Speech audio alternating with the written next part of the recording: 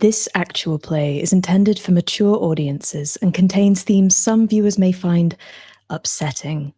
Please check each episode's show notes for specific content warnings and enjoy the show with care.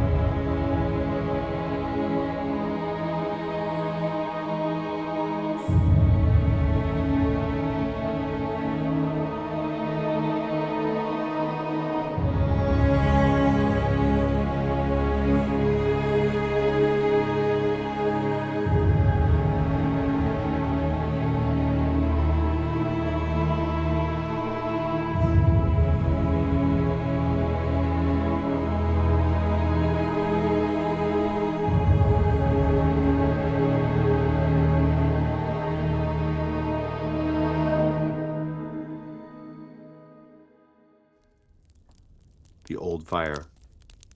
Narrate a flashback to a great victory won in the name of humility. What beauty or wonder of the old fire did you see then, untouched by ruin? To the far southwest of the lands that wordle the Rime Mire, a frigid disk of stinking marsh land covered in a low-lying orange fog. It was cold and unyielding, and few would bother to make the journey to answer a call of protection for a bordering township. But Ash trudged forward, and his squire, Pluck, with all her regrets, followed close behind, their boots thick with muck and a cloth wrapped over their noses as they drew closer to their quarry. On foot, they trod to the heart of the mire, towards a broken ruin of an ancient Regarn temple jutting up from the earth like fingertips. And it was in there he heard the rumbling purr of great lungs. A snatcher of livestock and now of children, the bane of the mire was a creature of varying description, but all the villagers had said was true. A giant, a maiden beauty with a red furry body and wings like an iridescent hawk. It was beautiful, and Ash suddenly felt it was not his place to kill such a thing. But the people feared it would pass beyond the farmlands to the towns proper, and Ash couldn't let that happen. And the purr turned into a growl of warning as Ash crested the gentle slope. Pluck, of course, behind with the horses. The two missing children were huddled in a bed of soft moss, unharmed and asleep. The same could not be said for the livestock. Their desiccated carcasses were strewn in the far corner. The Bane was looking at Ash with a hostile curiosity, a light of intellect reflected in his eyes, and it drew itself up, displaying all 12 feet of its height as Ash held out a hand to stay its motion and asked, "Do you understand my words?" And its fur ruffled, its wings fluttering, its face frowning. "Give the children to me and leave this place." And the Bane hissed and snapped, its eyes wild and yearning. "My children. They do not treasure them. I mother them." And Ash could see a light dusting of fur down the arms of both children. She was changing them. He was short of time. They have their own mothers who miss them dearly. Yield, for I do not wish to send you from this world. But the Bane is stubborn and cursed in a language as ancient as the trees and struck out at him, bashing him in the side with its wing, and, knowing he could not make her see reason, Ash surrendered to violence. "Forgive me then, old one, it will be swift." And as Pluck recounted more to the villagers, once they had returned with the children in tow, the screeches of the Bane lingered in the air, Ash deftly dodging the swipes of claws and the battering of its wings, the fog clearing beneath the Bane's powerful flapping. Ash scaled the ruins, leapt atop the beast's back, it took to the sky. Higher, higher still. and then launched itself down to pin him under its weight, but Ash in that moment drove his blade up through its spine with a roar of his own and cut through its heart. The Bane was no more. A great cheer and joy rose to the crowd as they prepared to celebrate their hero and the newfound safety he had brought, but Ash was nowhere among them. Though he was glad of the job he'd done, he sat in a bath long gone cold, scrubbing the blood from his skin and taking no pleasure, wishing peace in the life beyond for the lonely wonder he'd felt. Narrator flashback to when priests, lords, or fae attempted to destroy you and your order. Who among them spoke to you as if you were still a person? And why did their words linger with you longer than any curse? They seek revenge. They seek vengeance. Those are the only words she can make from Nereid's tongue. Cryptic, but enough of a warning. It does not narrow down who. So many in this world that the Crux Druids have nailed to the trees become part of the earth, and they belong to no one, and yet their clans, their creed, would still think that they would belong to them. No. Calyxe does what she can to ready the Crucible. She warns them. They discuss. And then they do what they can only do. They sit.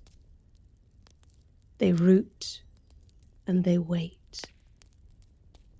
Together in this glade, circled around, each one cross-legged upon the ground so as to be close to the earth.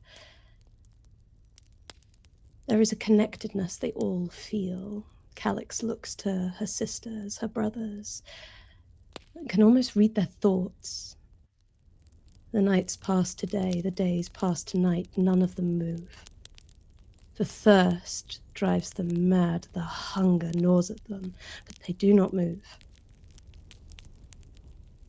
It is only when the shadows begin to stretch in the trees, and they do not only hold the trees, but forms, humanoid in nature, that the Crucible knows it is beset. And under the light of blue alcine, the living iridescent oil slicks spew forth. Straggly hair, spines bent with age, skin wet to the touch. These fae, these are the cult of the Leviathan. On each of their heads the scar, the same scar that graces Nereid's. They are here, clearly, for him. And it all makes sense all of a sudden.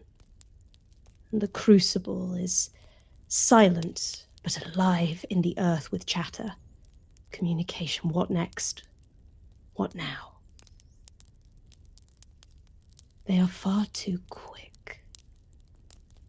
The Leviathan.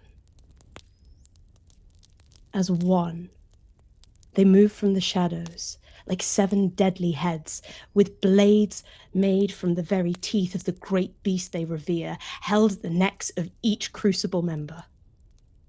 But the Crucible does not move. They are rooted. Calyxe can feel the tooth at her own neck. Her eyes scan above and around.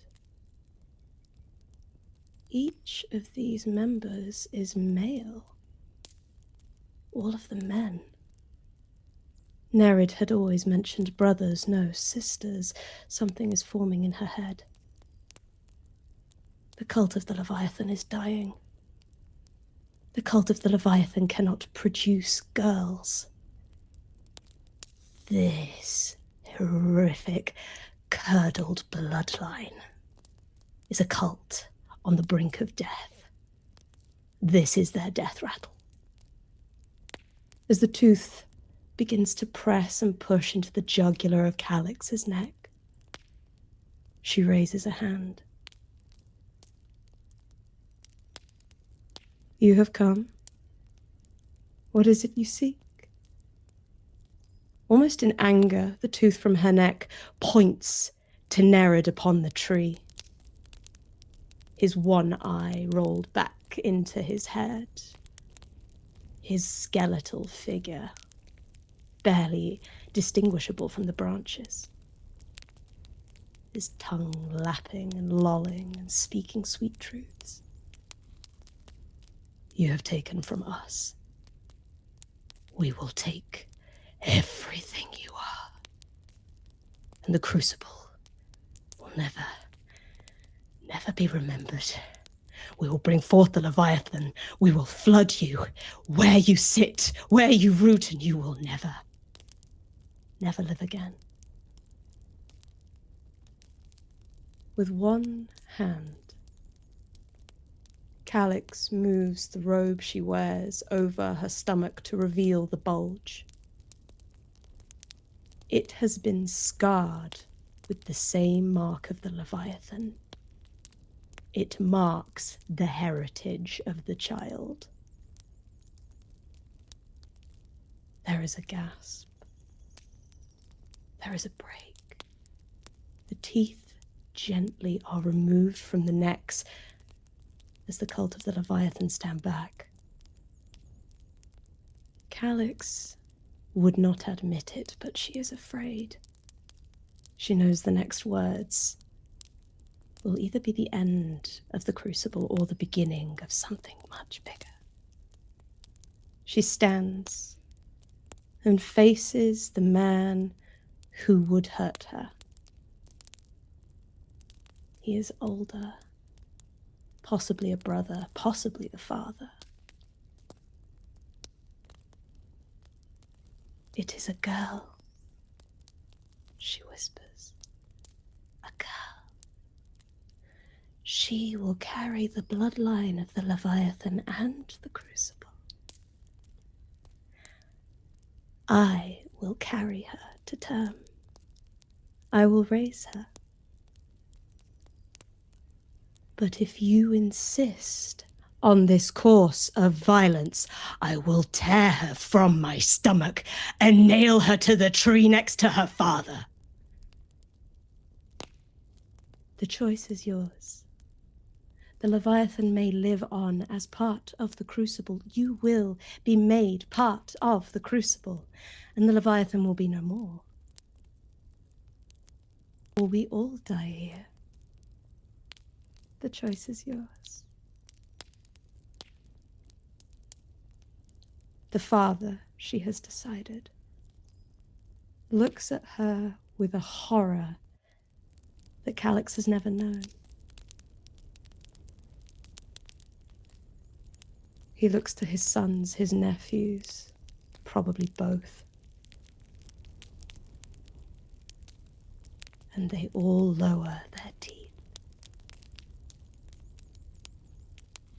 The Crucible has won. But as he looks at her, that horror, he whispers so that none of the others can hear. You may carry a child, but you are no mother. Those are words that Calyxe carries with her to this day.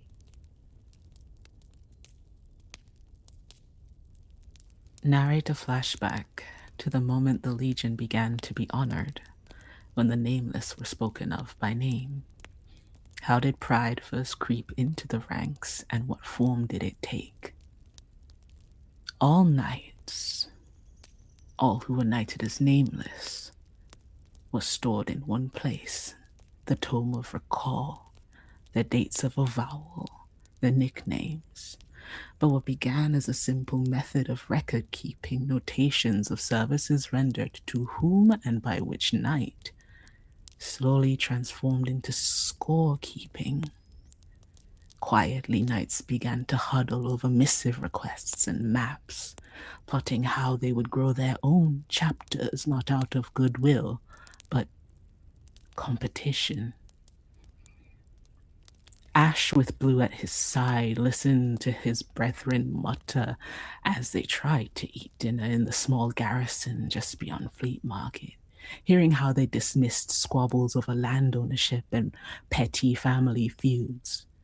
But when he heard one mention the Howling Cliffs, he could not stop himself from saying, "That's a fool's errand." And the knight who spoke of the cliffs, Stone, turned to him, recognized him. "Oh, it's you. Ash, that's what they call you, isn't it? I've read your chapter. Fella of the Bane of Rhymire, Savior of the Darkweald, Namer at the Great Tree. Such greed. You seem hell-bent on filling your page with a new story every few months, Ash. Or should it be Torlanis of the Nameless?" And Blue stirred to defend him, to hush the whispers beginning to spread, but Ash patted him gently on the thigh to calm him, his eyes still on the plate of mutton stew in front of him and wishing he had eaten faster. "Even though I renounce my name, the world will not forget my face. I have the indisputable, I suppose, bearing of a Torlanis. People are not stupid. They see me, rumors spread, especially ones that are true. But I didn't seek any of those labels for your silly tally games." But Stone disregards him, turning back to his companions. "The Caterwall is mine to defeat. I think Pacifier of the Howling Cliffs, that story would suit me fine. And Ash doesn't remind him of the oaths, to desire no title for yourself, to seek no esteem or praise, for these rest on the altars of arrogance or vanity. But he does mumble, 'Let me know if you would prefer hubris or folly on your tombstone.'" Blue chuckles, and Stone flushes red with embarrassment. And one of his companions says, "Ignore him. He's a newt, barely 20, and thinks himself better than us." And Ash feels Blue stir again, this time to stop him, but it's not fast enough because Ash says, "I am." And the whispers stop. Everything stops. The mess hall falls silent as all ears wait for another word from either of them. Stone blisters and says, "You overreach." And Ash sighs because his meal with Blue is well ruined, and he knows he must end this now. "My father, for I was Torlanis, placed a sword in my hand before I could form a sentence. I have trained in martial combat and battle mediation for far longer than you, and I hold fast to the rites and oaths. That's why I will lead the company in 2 days' time to the Sunder Driftlands to aid in peace negotiations, and why you sit and dream in overconfidence of vainglorious attachments. These are facts, not boasts. I have busied myself with the work of the forgotten folk of these lands, doing what I can to leave a better world behind me, as we have all sworn to do. Chase glory at the Howling Cliffs, if you will. You'll perish, and that will be a waste. To think otherwise is foolish." And he leaves, as Blue tugs him away, and he pays little mind to the heat of Stone's gaze on his back. He will heed his words or not. It has little to do with him beyond that. Let's go to start of session. So, you currently have 3 active mysteries. Let's take a look at where they each stand. The Whitewood, you have answered the initial question, and now the next question is what do they need these undead body parts for? What does the Silvercut Company need from the undead to keep the restless Lumen Prince asleep? That is a complexity 6. And right now you have 2 clues for that. The Branch-Torn Knight, we must determine how can you prove yourself worthy to the Branch-Torn Knight. That's a complexity 6. You already have 4 clues on that, and you haven't even been there yet. So that's impressive. And then we have the Umber Slade. The question there is, what lost oath keeps the shepherds tethered to the Umberslade? It's complexity 8, and we don't have any clues on that yet. That mystery is kind of in the background at the moment. In terms of our Lord question and the associated Lord clues, our Lord question, I'll remind you all, is how can the spell that hides Lyrillin be lifted? Lyrillin, of course, is the hidden Fey city where Noxiliax is at. That's a complexity 8, and you have at the moment, let's take a look at your Lord clues. You have 4 Lord clues. Let's check in on each of the embers. Now, Ash and Theia, I gather the two of you are going to try to go into the Silvercut Lodge. Is that the plan? We've been kind of building up to that. Okay, good.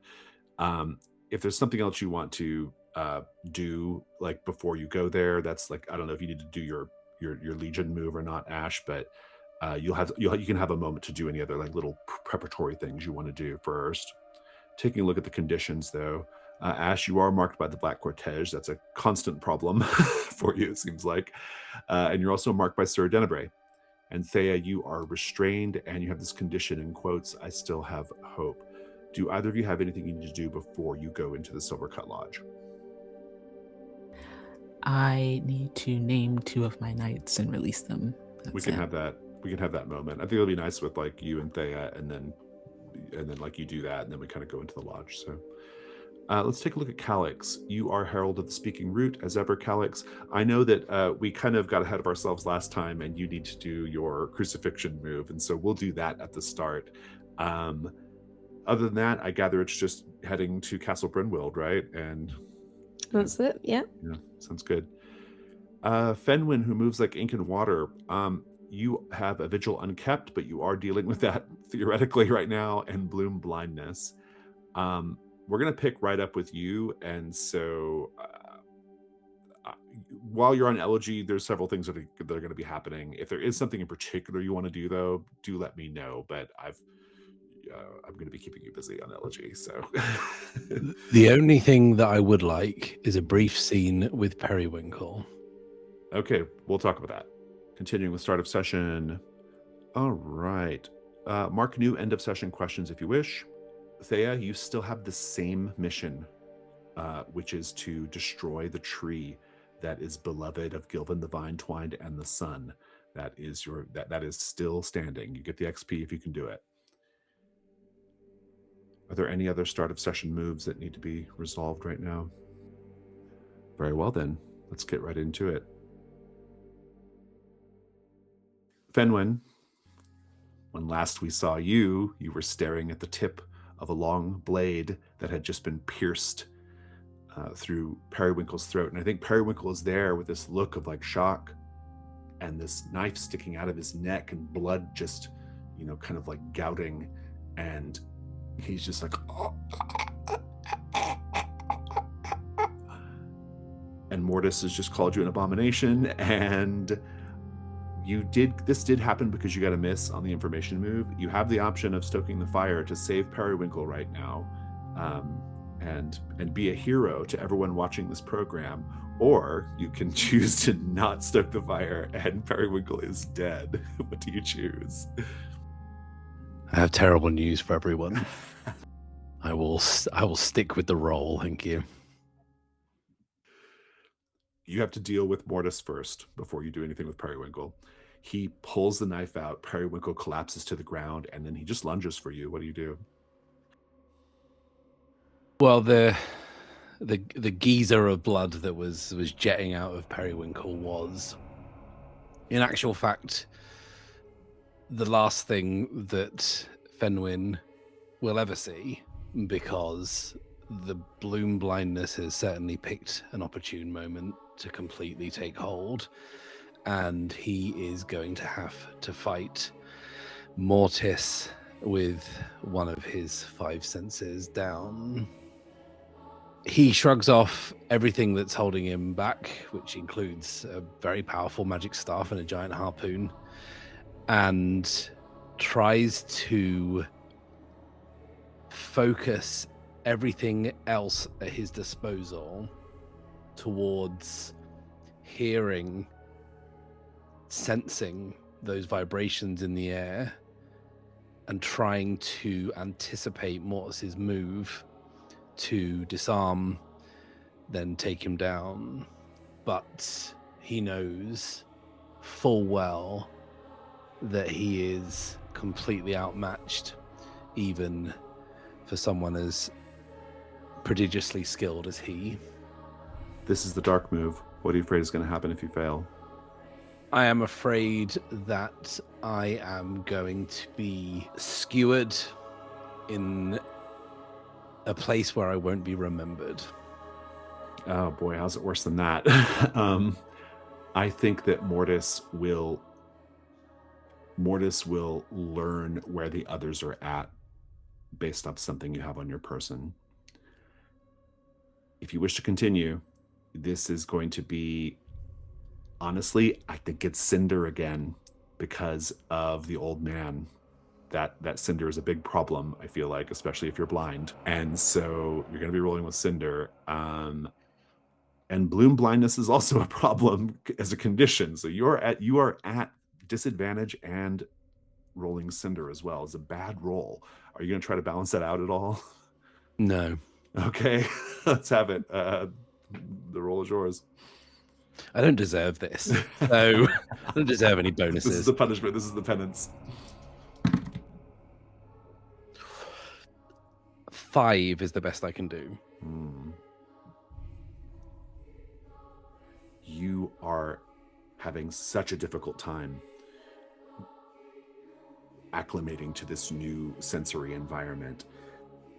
Your vision is kind of at a point where it's kind of like just it's going, it's dimming, it's blurring, and Mortis is like toying with you.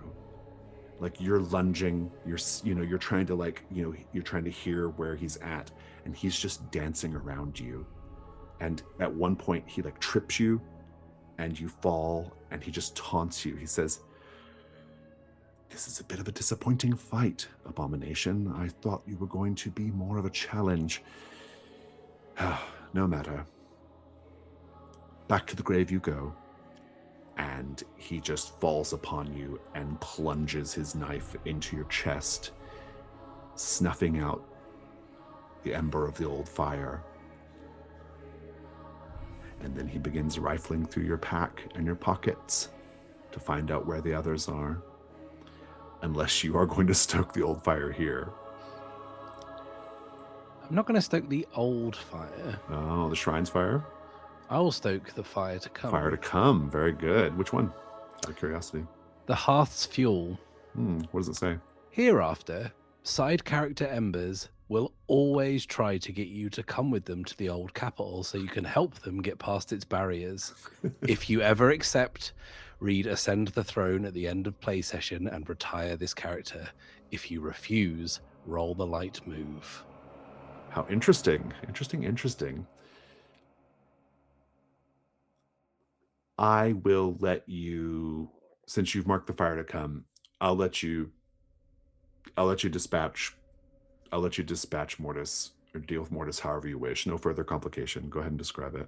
I think it plays out exactly as you described, with Fenwyn blindly stumbling around, failing to in any way compensate for his lack of vision.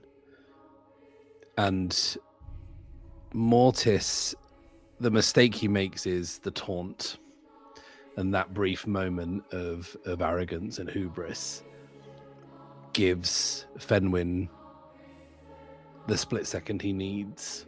He makes a clumsy reach for the blade. He manages to feel his way around Mortis's person, leverage him so his weight is moving just the right way, so it doesn't take any effort at all, really, to bring Mortis falling backwards onto his own blade. But Fenwyn knows that he was blessed in that moment, lucky, no matter what you want to call it, but he shouldn't have been making out of this alive. I owe you a clue. found on Periwinkle? You said you're interested in the idea of Periwinkle not being quite dead yet. Is that right? Oh no, he's dead. But Okay. I would like a scene with Periwinkle. Okay. You can come back to me though. Okay. We'll check in with the others then. Theia and Ash. This night in the Whitewood, the blue moon is very bright in the sky. The Whitewood trees have almost a ghostly glow to them, standing like sentries all throughout. And you see for the first time the Silvercut Company Lodge. As promised, it materializes above the tree line. It's this enormous kind of long rectangular structure that glows. It almost looks like a ghostly spectral building glowing white in the sky. And of course, you know the way to reach it. You must drink the white sap and get in touch with your undead nature, accept it in order to ascend to the Silvercut Company Lodge. The scene is yours. Whenever you want to drink the white sap, just let me know. But for now, the two of you are together, along with Rowan and Malin the Just. Roleplay. Little question. Can I see Rowan and Malin the Just? Are they corporeal or are they only visible to Ash?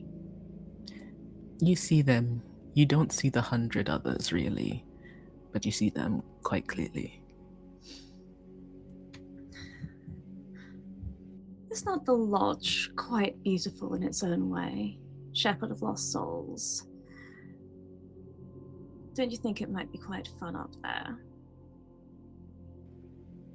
I'm not sure about fun.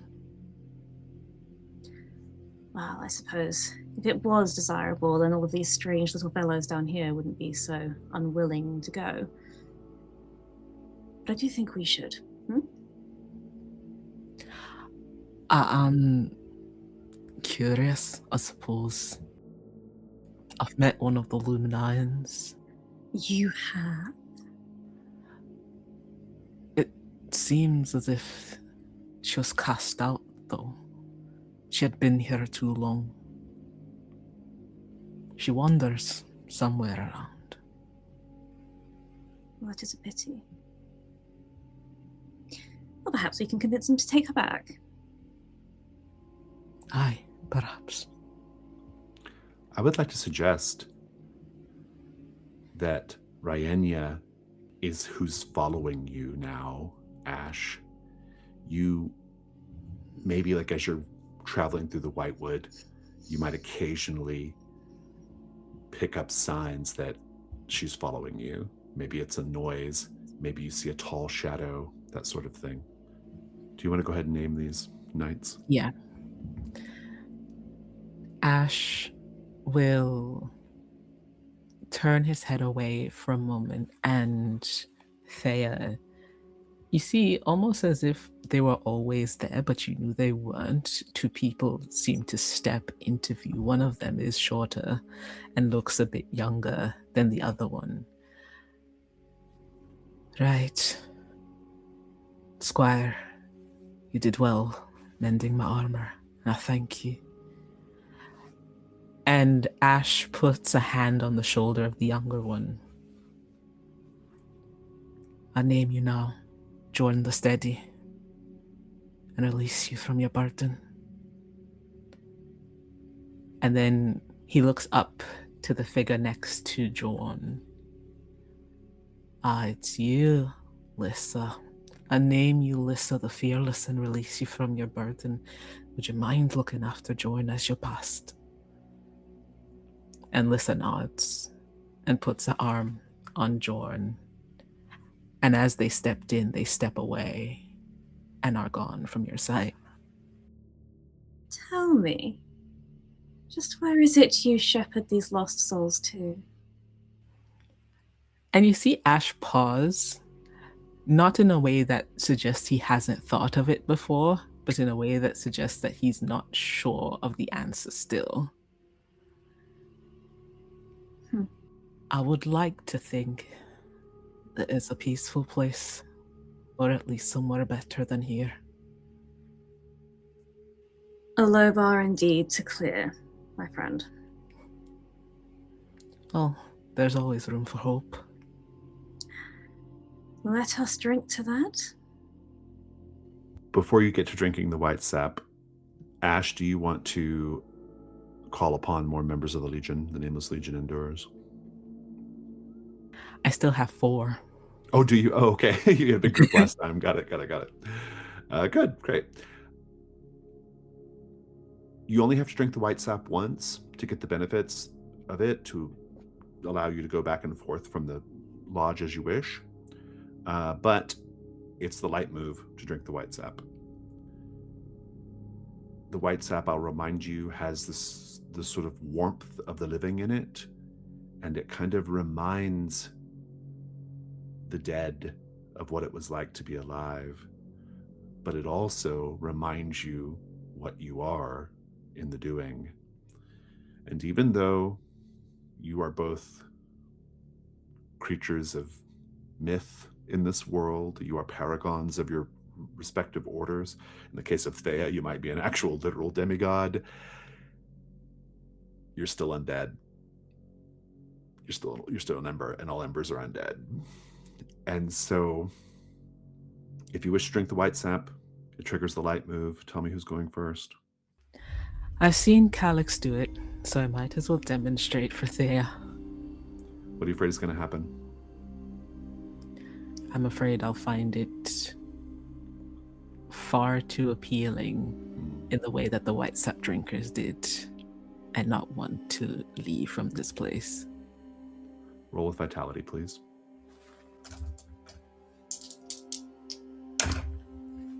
7.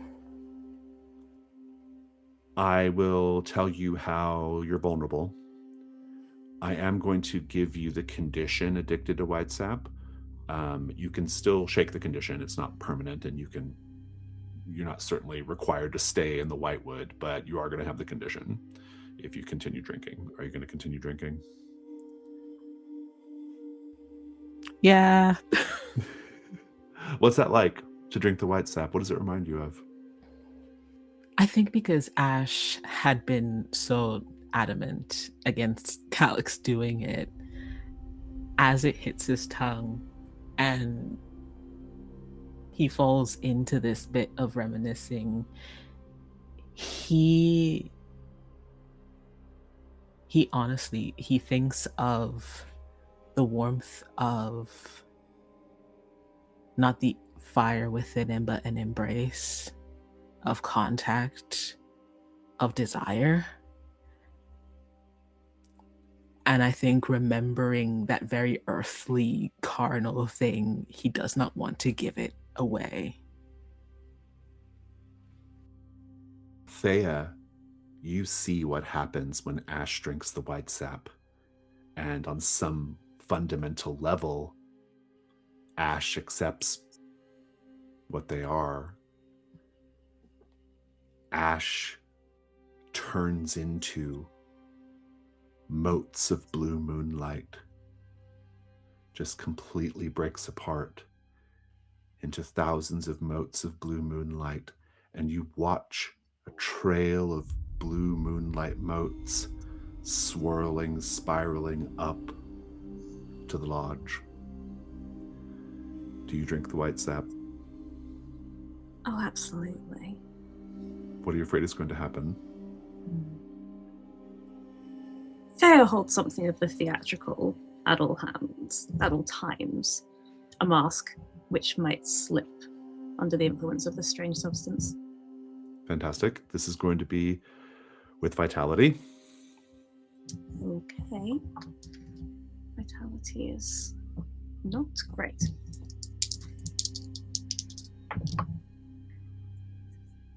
Nine. The only extra complication I'm going to put on it is I'm going to move you one step closer to Blue Elsane. Mm-hmm. All right. Otherwise, the same thing happens to you. And the two of you find yourselves at the base of a quite tall set of stairs going up. But the stairs glow white. You have to imagine yourself at the base of this like enormous stair, very wide, and it looks like it's made of light, but it's solid. You're standing on it. It takes a moment to adjust to. And the lodge itself towers before you. It's enormous, and you can see the blue moon over it. And you can see the doors to the lodge are parted, inviting you in. You can climb the steps and enter. Calyxe. We're going to go back just a little bit in time. You haven't quite yet arrived at Castle Brynwild. In fact, you are still at your sacred grove near the Three Faces. Let's read your core move. It says, while on a journey, you can say that a named side character or supplicant meets you in secret. Who is it? Sir Denebray.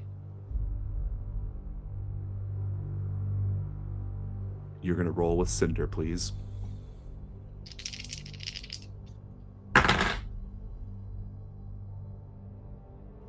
It's a 9.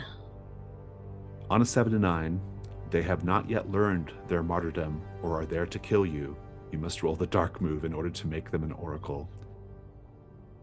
But he'll be a good, healthy sacrifice. So let's have that scene.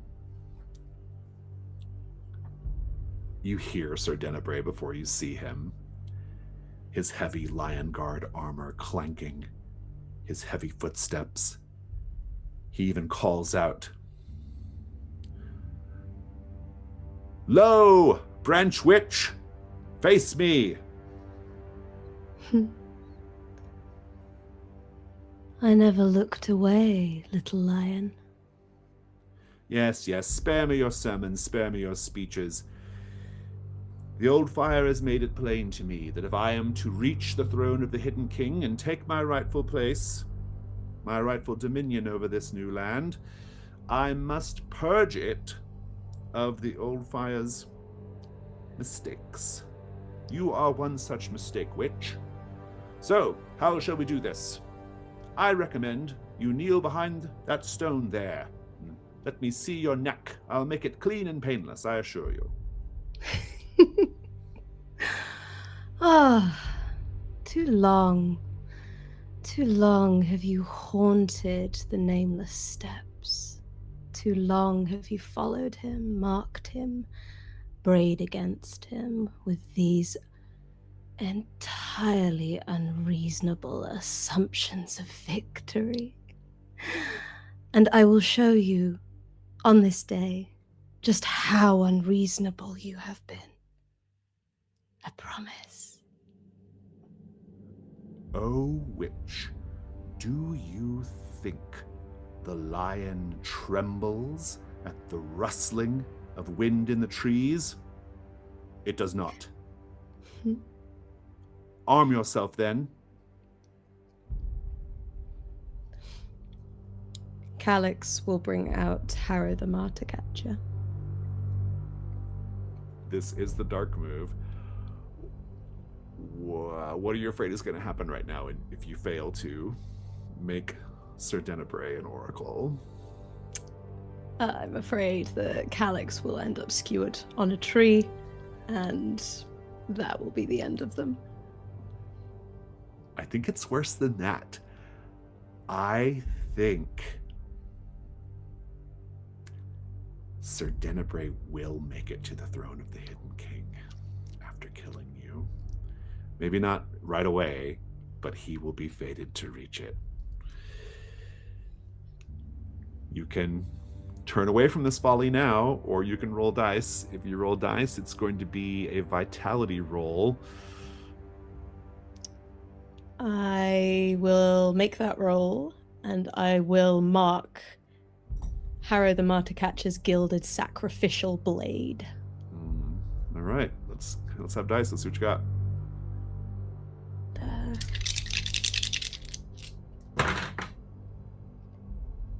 That is a 10. Very good. Give me the scene of turning Sir Denebray into an oracle. Sir Denebray's strength is in his confidence. It is in the endless hours he has put into his footwork, into the strength of the arm that carries the shield, that launches the sword. His weakness is in the parts that he forgot to tend. It is those parts that Calyxe can see and that Calyxe finds. It is those parts that, when she looses the blade of Harrow the Martyr Catcher, they wrap around the side, the section that the breastplate does not shield, and slice into his ribs, pierce his lung. He cannot breathe. The blood is filling what should be filled with air. He is choking and he is downed. This mighty lion with a little thorn in his side. Oh, how quaint. Calyxe makes quick work of disarming him, deshielding him, all but deboning him. She drags him up to the tree of her choice. Fraxinus in nature. The heartwood nails find their marks. This is something that not many people know, is that there are several different types of crucifixion. Crux simplex, crux commissa, crux immessa, and crux decussata. She has chosen crux decussata, the X, the thieves hanging. For he has stolen part of a life that Calyxe has grown to quite cherish, stolen part of their joy, stolen their safety. She will take it back for him. The nails find their marks, and that would usually be enough, but the land, while fed suffering, Calyxe has come to see must be fed more. The land must be fed meaning. And so, on Fraxinus, she uses one of the nails to dig into the soft skin of his underbelly, pulls it across, lets the intestines dribble out, lets the stomach split open. At the base of Fraxinus, some sproutlings. A small coppice is beginning to form. These will do nicely. Her hands in the dirt, she deroots them, brings them up, and places them within his stomach so that they may thrive on the nutrients that he no longer needs. Fraxinus is ancient tongue for ash. Ash. Yes. That is what Sir Denebray will speak truth of now. As she does this, I would like to remove an organ, if possible. You can. You can't do the clue the first time, but you can remove an organ the first time you make them an oracle. Fantastic. What are you going to take? Excellent. I'm going to take both of his hands, the lion's paws. I think that will be quite right. And replace them with little sprigs of ash from the trees, so that he still almost has hands, as if waving, while stuck on the X of Crux Desiccata. Go ahead and note those. And I think as we see you kind of leaving the sacred grove, heading towards Castle Brynwild, we just hear Sir Denebray crying in the distance. I am a lion, and a lion can endure any pain, any suffering. You have not defeated me, witch. Fenwyn, do you want your clue before your moment with Periwinkle or after? I'll have it now. What you find, you wanted a clue for Branch Torn Knight, but because you got a miss, I'm giving you a clue for the Umber Slade instead. And that clue maybe doesn't make a lot of sense to you yet, but it will. Periwinkle had on his person a scroll, perhaps something he found in his journey here to Elegy. Maybe it's something he found in the Morning Tower, who knows. But this scroll contains part of a story referencing something called the Seeds of Danu. D-A-N-U. What do you do? Not that you can tell. It might be something for the others to figure out, since you presumably can't read right now. Fenwyn is on his knees. The fight with Mortis has shook him. He's killed before, even though it's a dirty business that is never near the front of the line of things he wants to have to do. But he will, but it's never been like that. It wasn't surgical, it was messy, it was barbarous work.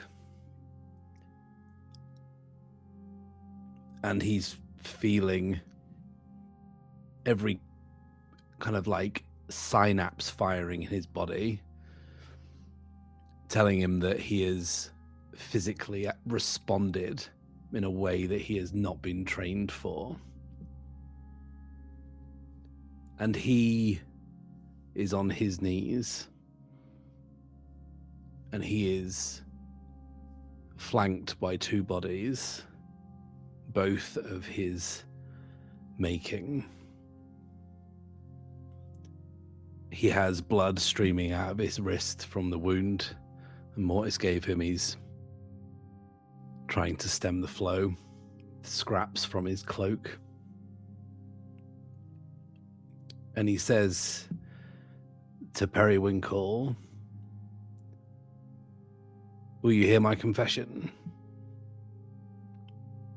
And there's obviously no response. He says, "I have brought the world low. I'm a coward. I abandoned everyone. I've cut ties, I've burned bridges, I've broken promises, including to you. I said you'd be safe. I brought the world low. Will you hear my confession?" Again, there's no response. The old fire was snuffed out because of men like me. Will you hear my confession?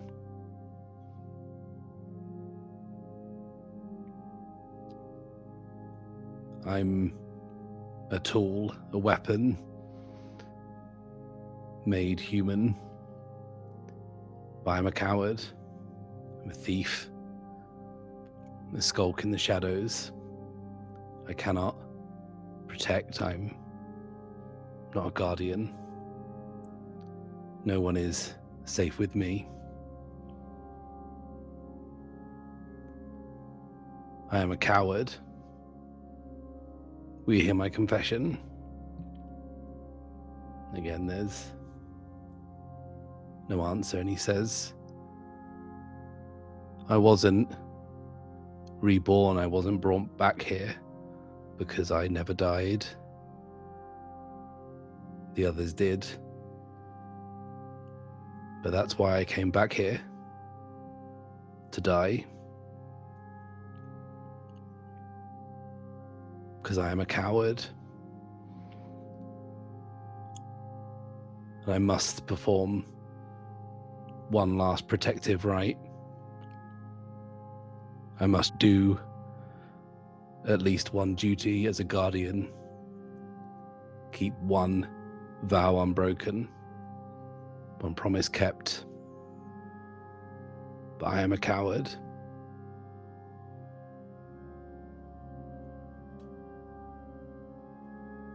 And then he leaves.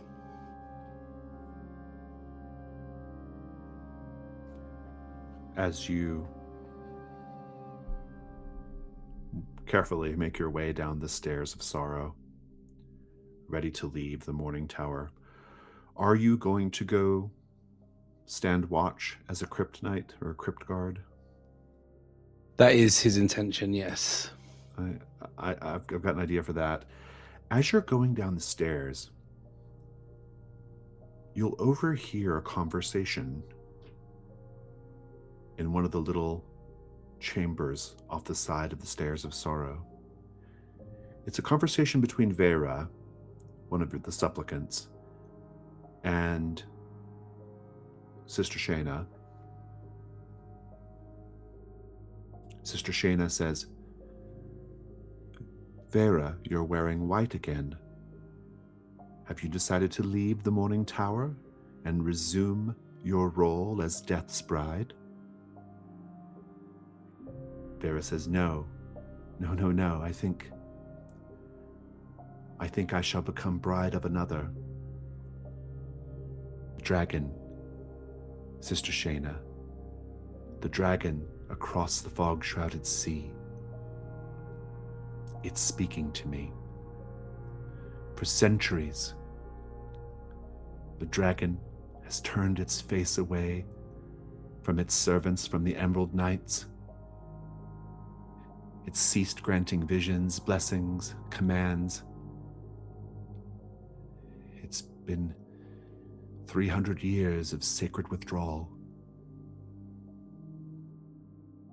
But now the dragon visits me in my dreams. I think perhaps I am meant to become a bride of Noxiliacs. It is I who can help the dragon in their grief. Sister Shayna replies,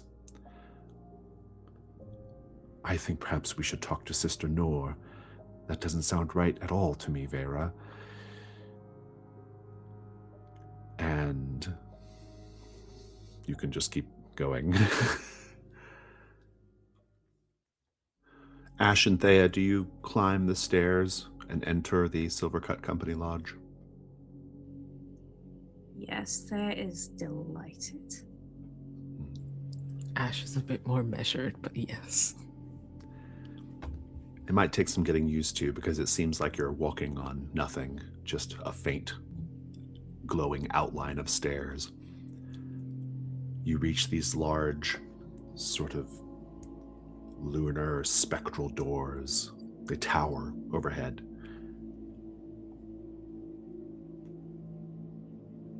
Inside the grand foyer of the lodge, the walls are decorated in soft geometric reliefs inspired by the forests of the Luminian's home.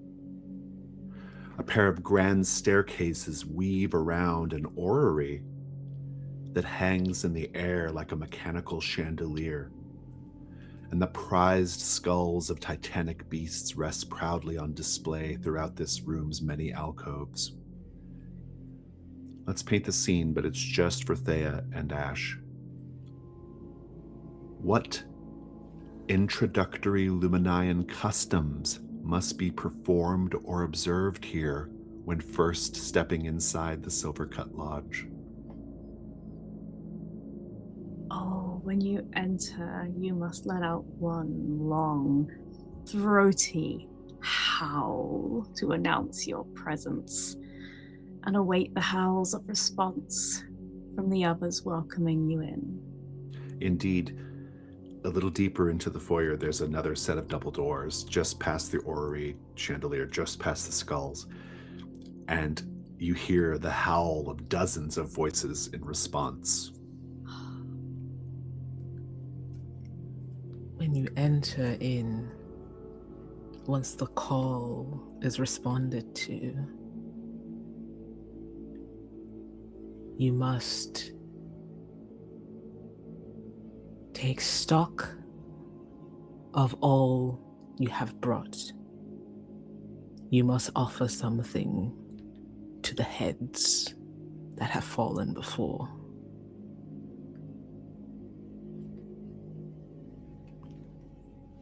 What do you offer?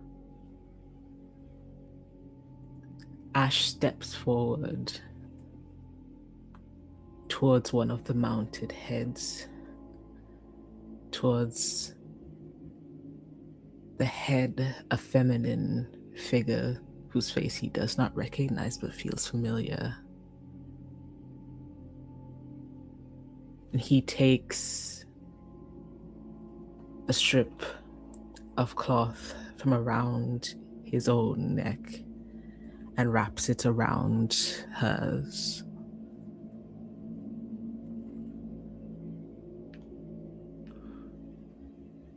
Theia, you're here in this grand entryway. There's clearly people deeper into the lodge. All these magnificent sights, this magnificent place. What do you do? I'm going straight towards another set of doors. There's people to meet. Ash, what do you do? I look towards the doors that Theia is going to, and then I look to where there aren't meant to be doors to see if what's hidden. Interesting. Go ahead and make the information move with... I think with reason. I think that makes the most sense to me. That's 4. Indeed, Ash, you get separated from Theia. You see a slight shimmer in the wall. The interior of this space does not look like the exterior. The exterior looks like a kind of spectral, ghostly building. The interior just looks like the interior of the building. But you do see this shimmer, and you reach out for it, and then you just slip into another space entirely. Fenwyn, given your current condition, I think probably you will best be able to make your way back to the family crypt you have now twice tried to enter, maybe thrice, I'd say. This is where you'll stand guard. Have you put on the crypt guardian outfit? Not only that, so I've only got the pauldron. Okay. I've got the pauldron, but also I have the Lion Guard cloth from Sir Denabray's order, and sacrilegiously I have torn it into strips, and I wear one over my eyes. You make your way to this family crypt. You can't really see what's going on there, but I will tell you, the rest of us can see. There is a man in pale finery mottled with mildew. You can smell the perfume clinging stubbornly beneath the scent of dust. And you can kind of hear the weeping of some of the withered nobles. This is in this sort of like little... I mean, I think this crypt would have like a little kind of like yard or a little like kind of reception area outside. That's where they're all at. This person says, "Ah, it has been so long since someone from your order has done a patrol in our family crypts. Please, over here. I'm so sorry. Are you able to see me?" I see enough. Well, I was going to apologize for the state of our grounds. We've fallen on rather lean sentries, you see. But it seems maybe I don't need to. They look wonderful. If you could see very clearly, you would see that everything is just... House Durellen, we know how to take care of our own. We shall have the bells rung someday. We'll call it a welcome fit for kings. all of the island will turn out for our grand receptions. The light, the laughter, oh, it'll be wonderful. But for now, we have you. Please, come in, come in. And you can hear the creaking of a gate as he welcomes you in. You're acclimating fairly quickly to your new sensory environment, actually. That's your crystal door training, right? You do occasionally feel a little tug at the hem of your trousers or your shirt of a noble kind of pulling at your leg and weeping. Oh, the grief is too much. How shall we ever endure it? Your host says, never mind them. I am Alvric of House Durellin, possibly last of my name. I don't know yet. I have not had a chance to get off the island and see if there are other Durellins out there. Oh. So, where shall we begin? My watch begins now. Splendid. Yes, very good, very good. Well, allow me to escort you down into the family crypt. And he opens the sort of heavy stone door and he goes inside. Do you follow him? I do. He takes you down some stairs, down into the actual crypt proper, which is underground. And he says, and he's kind of regaling you with stories about House Durellin. And he says, you know, the Dimning, among all the many horrible things that occurred because of that terrible time, there is the fact that we of House Durellin had just married one of our favorite daughters to the king. Yes, the queen of the lands was a Durellin. But of course, the Dimning happened shortly thereafter, and so we didn't really get to benefit from that expertly made political alliance. Nevertheless, it's hardly matters now, doesn't it? Some people truly lost everything. You seem no different. In fact, yours might have been the greatest loss of all. Yes. Oh, she was a lovely person too. She would have made a fine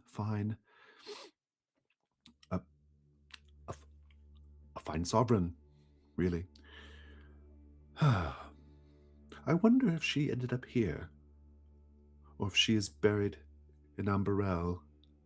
Oh, it's been so many years.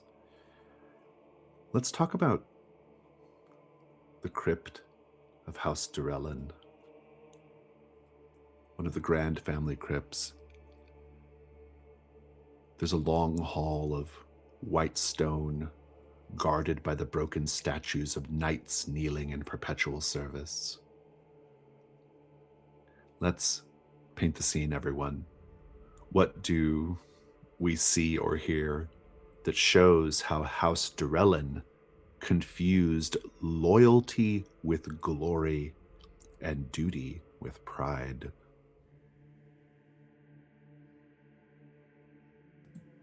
I think that there is one crypt, and it's very ornate, and on it there is a huge statue of a general riding into war, but the statue is way too big for the crypt, and the head is kind of crushed against the ceiling, and all the regalia, the flags and everything have snapped and bent off, but they put it up anyway. The dates on these family crypts indicate that over the generations, the lifespan of this house, the individuals, was shortening. People weren't living as long as time went on. They say a lack of genetic diversity will do that to a family.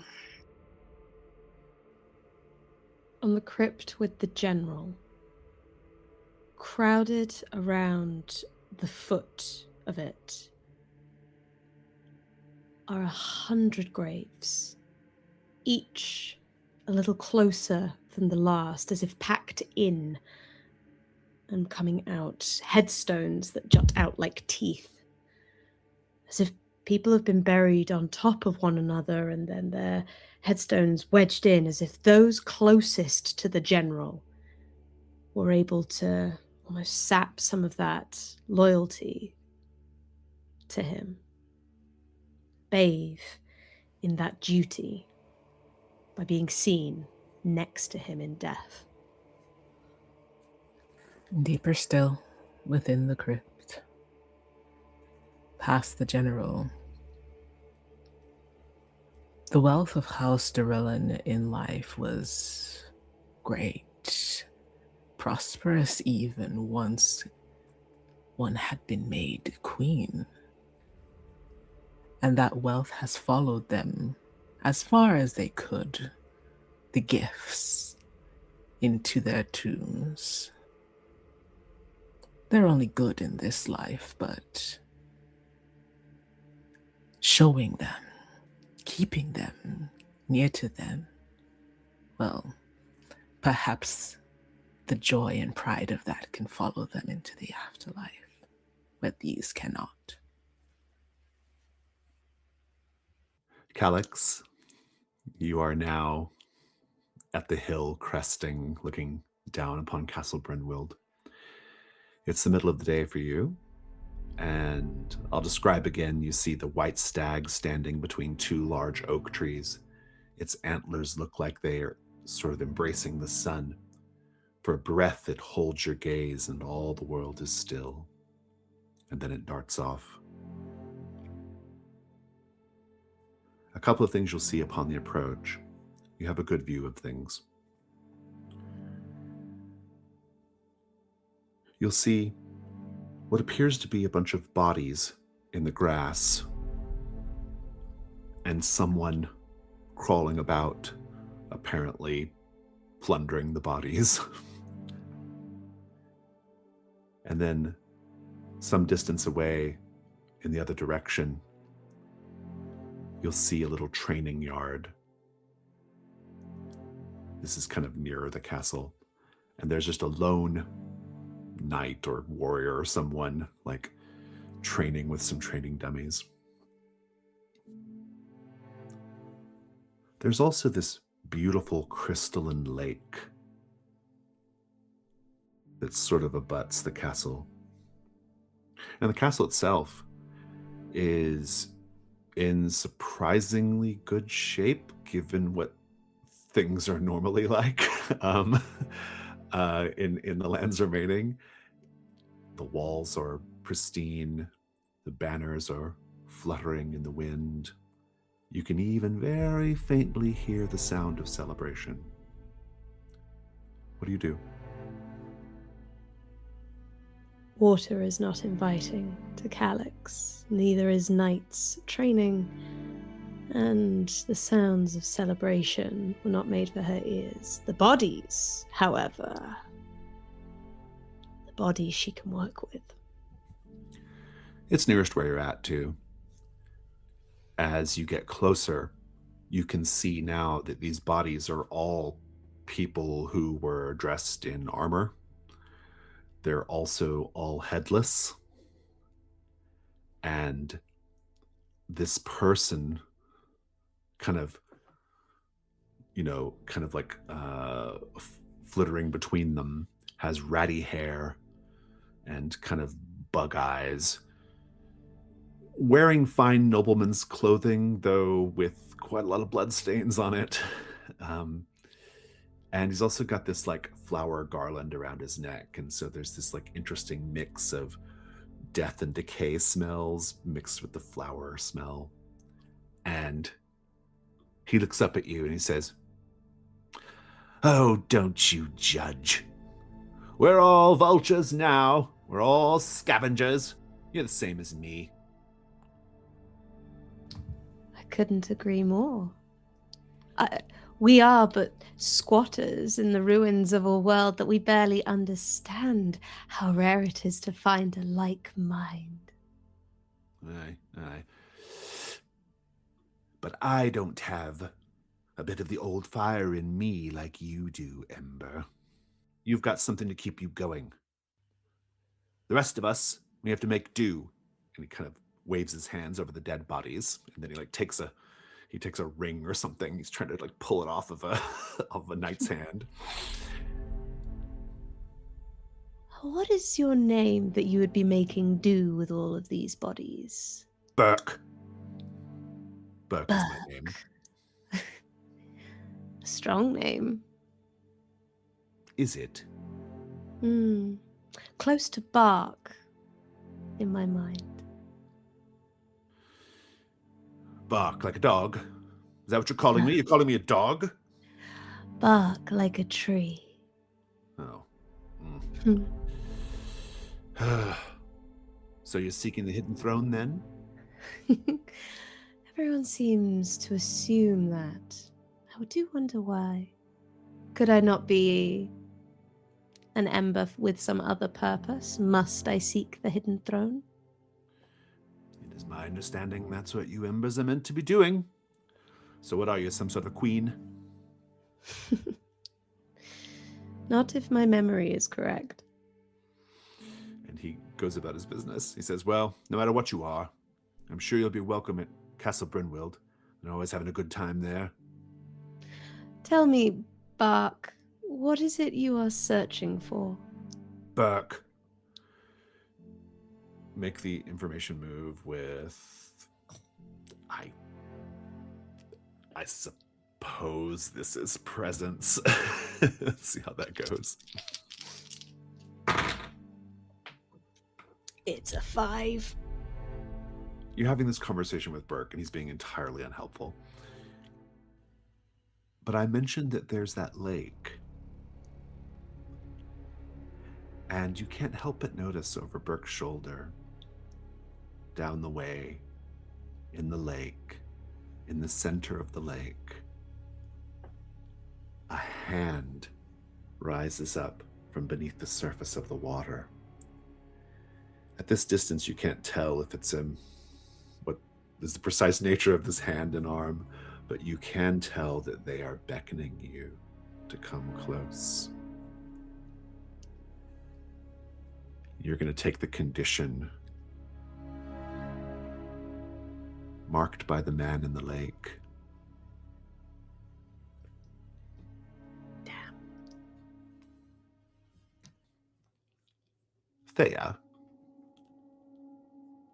You step past the grand entryway towards the sounds coming from the feast hall, a corridor stretching almost the entire length of the lodge, with rows of banquet tables inlaid with moonstone. Sconces of lunar flame line the spiral columns, but they don't provide warmth in the sort of terrestrial manner. And there are silver-cut hunters, dozens of them, sitting at the tables. And I'll remind you that the Luminians are all these very tall, gangly, blue-skinned, lupine people. They, even sitting, they tower over you. And they kind of look over, and they don't seem to be particularly shocked that you're here or bothered by it. They're just kind of laughing and carrying on with whatever they're doing. What do you do? I think Theia picks up speed. She hops up onto one of the benches they're sitting upon so that she's standing on it to be able to see their faces more. And she just gets probably a little too close, honestly, for somebody who has some idea of manners, to the nearest one, and is just, oh, you are so beautiful. It is you. And at this point, one of the Luminians leans over to another one and says, "Oh, do you hear that, Huntmaster Univara? You are so beautiful." And he puts his hands on his snout, and they begin laughing. They just think this is very funny. And yeah, what do you do? She kind of catches herself a little and is, "Forgive me, I am Theia of the Howling Troubadours." The one that spoke said, I am Edrasine. And the other says, and I am Huntmaster Univara. They have brilliant cobalt skin, flowing icy white manes. Edrasine smiles and you can see fangs capped in chrome silver. They're wearing sleek pale leather armor reinforced with moonstone plates. Huntmaster Univara says, so what brings you to our lodge, Theia? A story told by my troop Aye. of strange, wise creatures who came from the sky itself. As soon as you say strange, wise creatures, one of them lets out the most like a belch that sounds like a cross between a howl and a belch, just this like, and just like passes out drunk at the table, and they all just start laughing. You were the ones who told us. You foresaw the blue moon would appear in the sky. You told us the Wolf King's second eye would open and watch us. We tell of you in stories. I would like to use my new move that I haven't got to fire off yet. The song is truth. Read it to us. Once per session, so long as there are no other embers in the scene, your prose can make something true. Tell a story in character, move the marker closer to Red Ragar, and work with the Keeper to determine what is now true in the world. I can set up your story here. Huntmaster Univara says, I hate to disappoint you, Theia, but many, many centuries ago, our people seeded all manner of stories and myths among beings like yourself. Not all of them were true. They were simply a way of explaining who we are to primitive people, or to perhaps create safe places for us should we be stranded. You understand, right? A silver-cut hunter stranded on a planet, needing help, finds a tribe of people on that planet and pretends to be their Wolf King god because of a story we told them some centuries before. But your story was true. And they all laugh. I think Edrasine stands up and says, yes, I am the Wolf King, Theia. Bow down. And he's like looming over you. Theia sees this is intended as a joke, but her hand sort of instinctively moves towards her knife and says, I know you are not the Wolf King himself, but the prophecy you gave us did come true. Does the blue moon not shine upon us even now? Edrasine like bends down so that their head is really close to yours and kind of gives this the most kind of smug chrome grin imaginable and says, well, tell us your little story then, Theia. The floor is yours. The story goes that you came to us and you told us that in exchange for our help and our respect, you would reward us one day by invoking the Wolf King to open his second eye and watch over us. So we helped you. We howled and howled to help you find your lost friends until finally a howl came in response and you left us. But we remembered you. And now he is here, and I have heard tell there is something greatly wrong with him, and I do hope that now you will help me to deal with that. Out of character, what do we think the truth is that you're creating here? I was hoping for this to simply be reflective of the fact that troubadours seem to have existed for a very long time, and that they had some contact with the Luminarians a long time ago and maybe helped somebody who was stranded or lost to reunite with the rest of them. I like that. I think after you tell your story, perhaps like an older, wiser Luminian in the feast hall, someone who's not an active hunter but is there to advise, explains to the others that, brothers and sisters, the story she tells is true. That is not one of the tales we seeded on any of the planets and dimensions we travel through. This is the real one. There is a Wolf King. Some say our own Lumen Prince, our restless Lumen Prince, might be a descendant of this Wolf King. And that causes a little bit of stir in the feast hall.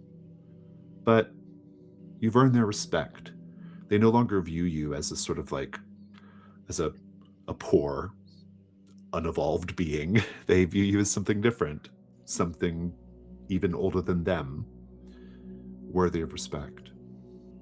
Theia will sort of incline her head in a grateful fashion to the seemingly most sober of the group, who confirmed her story, and will say, "And I am the waxing tone that remains and grows stronger after the troubadours seem to have gone somewhere. And I am here. And I hope you might tell me more about this Lumen Prince." Let's take a moment to do the paint the scene here, everyone, before we leave this scene in the feast hall. What about the Luminians' appetites or their fraternizing would feel completely alien to you, and why? I think when one of them, amongst the ones who were still chatting and reveling through all of this, when one makes a particularly good joke that really tickles the others, they show their appreciation not through loud belly laughs, but by descending upon him and gnawing playfully and lovingly at his throat and pulling at his fur until he's put under a pile of gleeful bodies. I think you can never quite tell where the main source of the fraternizing is. Their ears are backwards and forwards and left and right, and they are constantly shifting their attentions around the room. So it's never just the person in front of them, the Luminian in front of them. It could be at the end of the table where they would all know, but you wouldn't. The youngers of the group, they play fight, not just with themselves, but with their food. They hold on to the bones, these long bones, and gnaw back and forth, pushing and pulling. They draw themselves across the table, dragging themselves through the food as well. They make such a mess, but it is all in fun. I think that when there are these flashes between the play fighting and the roughhousing between these young ones, there is a genuine threat of real retaliation or violence, but it looks like affection, like there's a nuzzling in the nape of each other's necks, but you have to really look to see the small signs, the bristling of hairs, that it's actually wanton aggression rather than affection. Ash, you find yourself in a laboratory, complete with an assortment of devices and research texts that are being used for vivisection and dissection. Specimens taken from otherworldly creatures float in a variety of colored suspensions within crystalline vessels. An undead corpse is suspended upright against a levitating metal disc, its torso cut open with body parts separated or altogether missing. Let's paint the scene, everyone. What examples of failed experimentation on the undead do we see discarded here? On a side table, attached to a vague sense of loose cord and wire, is an arm not elongated like the Luminians, but long and strange in its own way. The coloration of it, a deep green, and its fingers webbed together. But you can still see within it humanoid essences, and it twitches and grabs for something that it cannot reach for and is no longer there. There is a tank in the corner which has a figure sitting in it, very nearly completely skeletal, desiccated to the point where only the last scraps of flesh remain on the frame. This is clearly preserved as a specimen, not an active experiment. But if you get closer, these big black gaping eye sockets fill with hungry pupils. There is still very much someone trapped in there, and the only way that they can communicate is through these eyes that just bore into you. On one of the tables, which has been illuminated by a series of mirrors, each reflecting Blue Alcayne down through a series of tunnels through the lodge and onto this table so that it shines with its own radiance. Other bodies of not one, not two, but three undead, woven together, knitted into some homunculus monstrosity.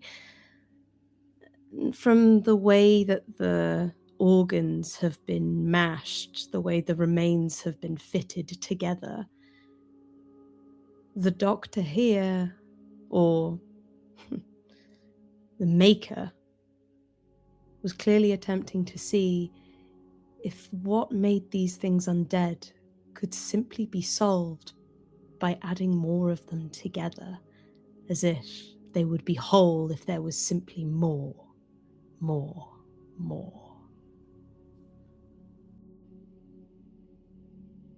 Another figure looms in one corner. Eyes that watch, chest that rises, hands that drum, thumb playing with the fingers, foot tapping. But all in the wrong places. Ash, there's a Luminian in here as well. He's wearing a long floor-length apron that has quicksilver flensing and surgical tools hanging from it. And he's holding a very long, curvaceous smoking pipe that he occasionally puts to his thin blue-black lips. And most strikingly, perhaps, he has a halo of floating, ever-changing, magnifying lenses. Every now and then a lens sort of floats into place over his eye as he examines something. And if he can't quite see, the lenses retract and spin around his head and another one appears. And he says, "So, are you going to just stand there? Or are you going to help me with my work?" Would that I knew what your work was. He turns to you. "I am Scrutineer Cairo. How should I call you, sir?" I am of the nameless. That would make doing our work together most difficult, don't you think? I still don't know what your work is. I'm called Ash. Go ahead and make the information move here to see if he just inadvertently reveals something that's useful to you. I think it's going to be with composure, and I want to take a look at your conditions as well. No, just composure. Mm-hmm. That's 4. 4. He says, Well, I am doing all manner of experiments on the undead in order to determine how we might put the restless lumen prince back to sleep. You are undead, are you not? I assume that is why you are here? I'm not here to be one of your experiments, if that's what you're meaning. I would help you, though, with your lumen prince, not with your experiments.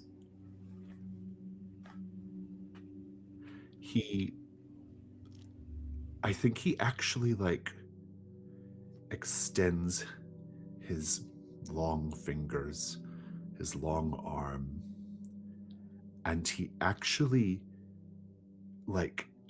his fingers actually enter into your chest as if your chest was incorporeal. And he says, "Ah, yes. Yes. You can help us." And when he removes his hand, he has a little bit of the old fire on his fingertips. A literal fire. And he moves to jar it. And you have to take a condition. Your fire is dimmed. I can't. You I have must, 3 already. You must clear addicted to white sap and add this one instead and stoke the fire. Just to quickly check above table, Serdenabrae's on the tree. Are you able to clear marks by Serdenabrae? Oh, very good. You can clear mark. I think Serdenabrae is no longer an issue. You can clear that. Okay. You do have to take this new condition though, which is That's it's not fine, but dimmed ember. He jars some of your literal ember essence and says, yes, you are making an excellent contribution to our effort, Nameless. what have you done? Fear not. You have not been entirely abandoned by the old fire. It will come back. Ash settles his hand on the hilt of Name Taker, but does not draw it. Do not do that again. We'll pause there. Let's check in with Fenwyn. Fenwyn, Ulrich of House Durellen will leave you to go back to his little tea party or whatever he's doing outside. Do you just begin patrolling the crypts as you're meant to be doing? So Fenwyn won't patrol the crypts. He will stand kind of very centrally in the widest part of the room with the harpoon that he pulled out of old Gore as his only weapon. There's not much going on down here. The dead are dead. The grief-stricken nobles mostly stay outside. Every now and then one of them wanders down there, and Ulrich has to come fetch him. You might occasionally sense a melancholia, one of the specters floating by. The temperature changes, it drops ever so slightly. It's very par for the course on Elegy. But at one point, One of the melancholia actually stops. The passing cold doesn't pass, it lingers. I have found her.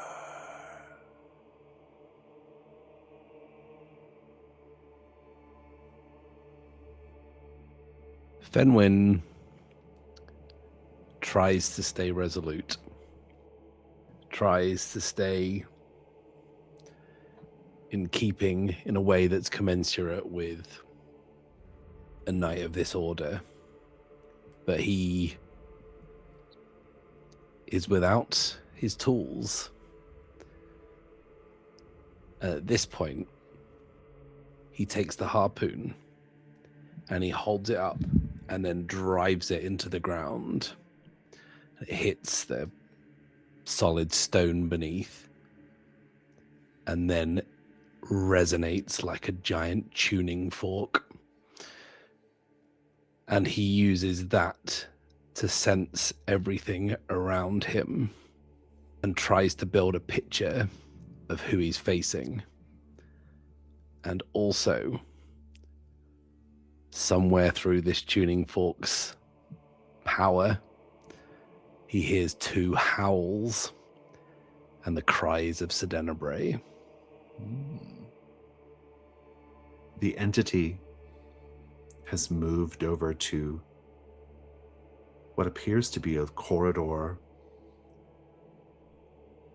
and jutting off the side of the corridor is a stairway going down.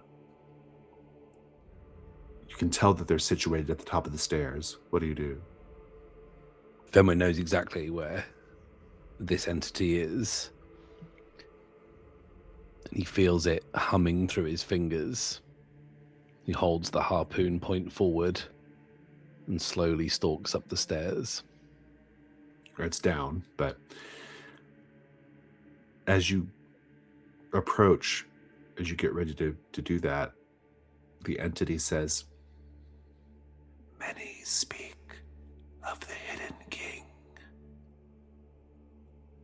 None recall the hidden queen.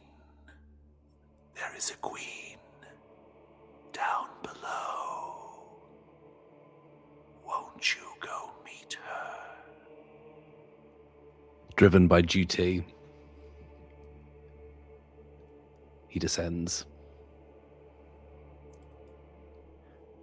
Descending the stairs triggers a struggle.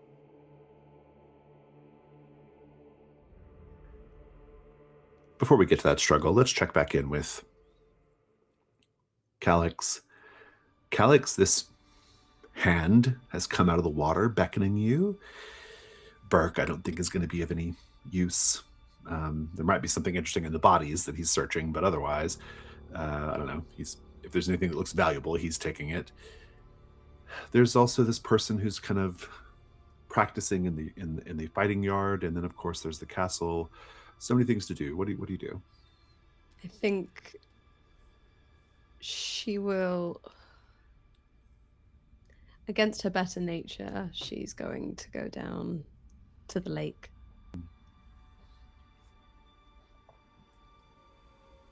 You reach the lake's edge.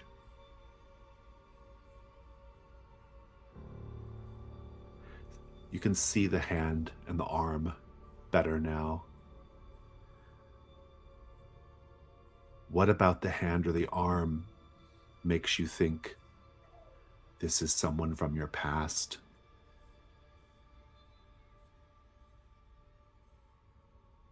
It's missing its little finger. This is the light move. What are you afraid is going to happen right now if you lose control?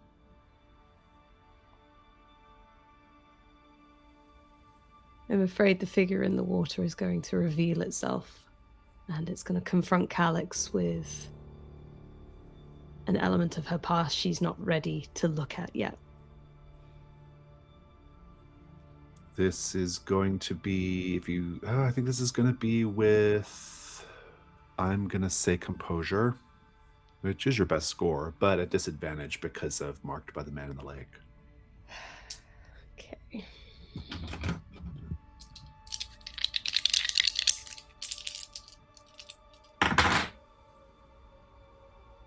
It's a 7.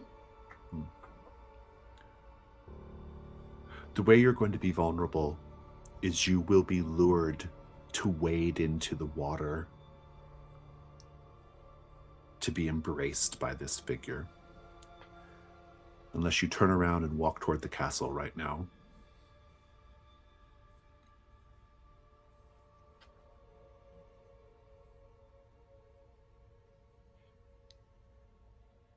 Theia's words echo in the back of her head.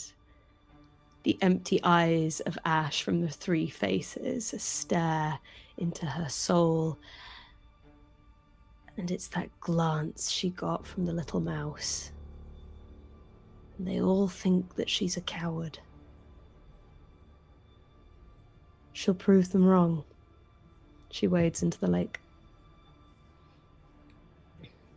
Who is it waiting on you? It's one of the cult of the Leviathan who was turned and became part of the Crucible, who was forged and made one of our own. And it's Nerid's brother. He rises out of the water to meet you. Let's paint the scene, everyone. What about Nerid's brother? We'll give him a name in a moment. What about his appearance shows that he is a fusion of Crucible and Leviathan? Clinging to his elbows and his arms, all across his body, are thin strands of Elegiac, these vine wet plants that wrap and reach for the sun, but found him instead. They drag him down to pull themselves up. The weapon he wields may at first resemble a long, sharp tooth, but upon closer inspection, it is carved from the heart of a white bark tree. Similarly, they wear a ornamental helmet with a long jaw and jutted teeth of a barracuda. But on closer inspections, they aren't fish teeth, they're brambles. His name was Moradai. When Calyxe knew Moradai, his eyes were bright as his iridescent skin. But the Crucible burns their eyes with the black sap of the dark woods. He has done the same, but his eyes have been burned by the great oils and slicks found in the most rotten places of the oceans and lakes. Big black eyes stare back at Calyxe. I have waited for you for so long, Calyxe of the Verdant Crucible. I always knew you would find me. For you and I, it was you and I who were always meant to be joined, intertwined. And now here, at the end of all things, we can fulfill that destiny. You are as much a fool as your brother. If you were ever to think that the Leviathans could be equal to or part of the Crucible, I made you this way. I taught you suffering truly. But your Neridness shows. I am bound to another, in vow. You are too late, Moradai. I can make you break that vow. It would not be the first time you broke a vow with me. And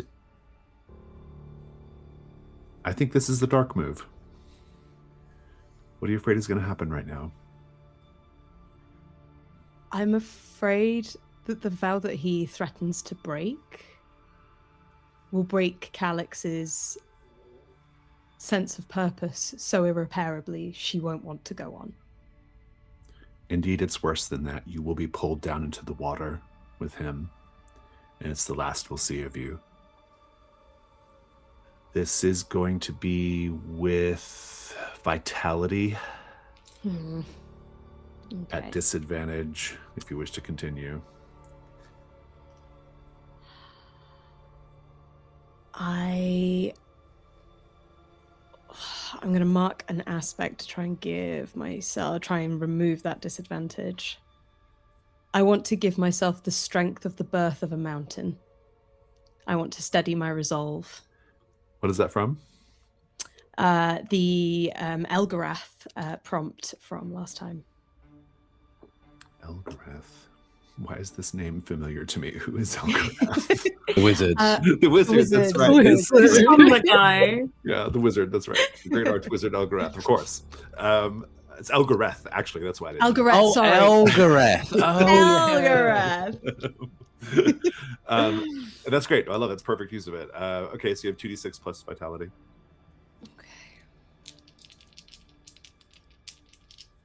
Okay. 11. Nice. I think this is the last time we're going to see you this session, so go ahead and just describe how this scene resolves. The words of Theia. The eyes of Ash. The stare of the little mouse. This call of coward. It burns within her, brighter than the old fire. And as Moradai threatens her, as Moradai dares stand thinking he was ever equal, that she would have ever bowed to him, be bound to him, Calyxe finds a strength that she has not known until this moment. She wades deeper into the water. She stands at the very foot of Moradai. He is a tall Fae. And she reaches up to him, places a hand on the barracuda helmet, linking one thumb under the jaw of it. Oh, Moradai, if I had 1,000 more like you, I would have had an army, and the Crucible would have taken the world. And just gently, she pulls, tugs, pushes, pressurizes until that helmet is beneath her hands and she is pushing it back down into the lake. But the fire in her hands feels like it's melting him. Feels like it's breaking him, reforging him, rekindling him. There's something about this strength that is so alien and yet so perfect. The other hand comes out and she just pushes him down. And while the Leviathan is known for its ability to subsist in the water, the Crucible is not. He has lungs, and he will fill them with the water he so covets. He will suffer. He will suffer. And at that point, you realize that it's not Moradai beneath the water at all. It's some pale, gaunt creature that has flowers stuffed inside empty eye sockets. It speaks in a perfectly clear voice, even though it's underwater. And its voice sounds like the voice of many. Well met, Wood Witch. You have passed the test of the Coven of the Courteous. Proceed now to the halls of the Liege Lord Brynwild. Speaking of halls, things are getting a little crazy, Theia.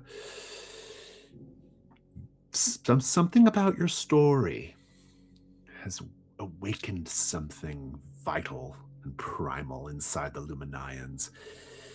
And we have, breaking out all over the place, just a massive Luminian orgy here in the feast hall. What do you do? Theia kind of watches for a while. She's like, yeah, it's kind of familiar. Ultimately, I think if she can get the ear of this elder chap who seemed a little bit more grounded, despite being in a lodge in the sky, she would try and speak to him. I think because of the circumstance that you're under, this is going to be the information move with, I think it's actually going to be with vitality. Okay. That's a 7. The Elder Luminian introduces themselves as Nestra. Angular features, curtained beneath silvery gossamer veils.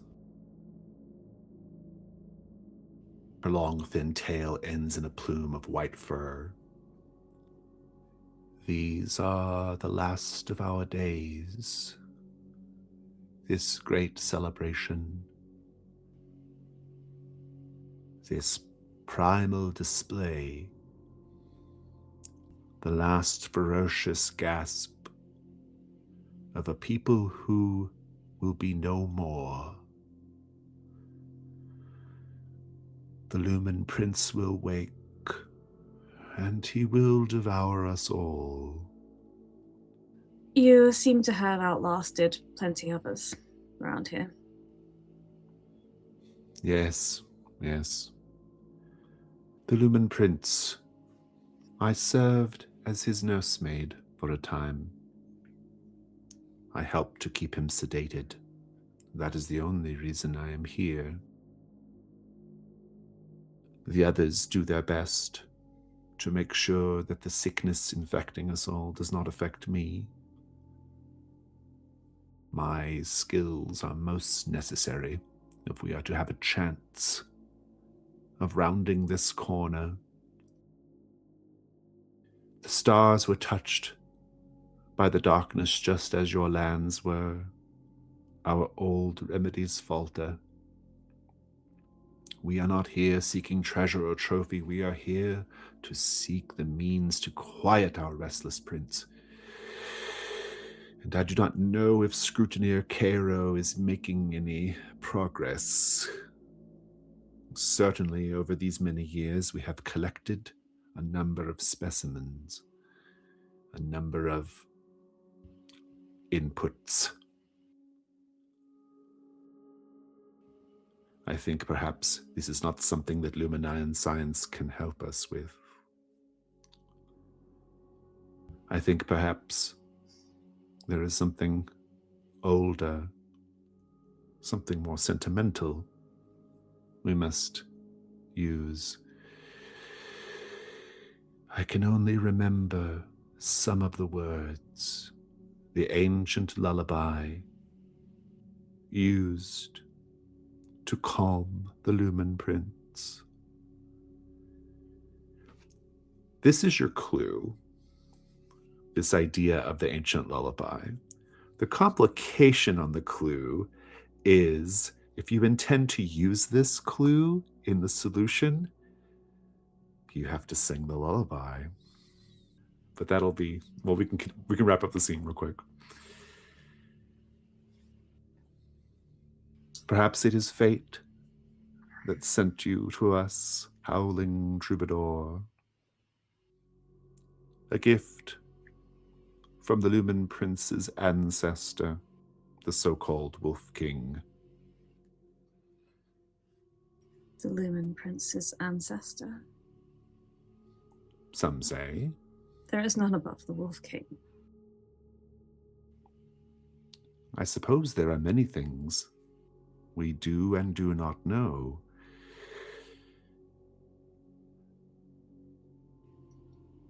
But now is not the time to debate these matters.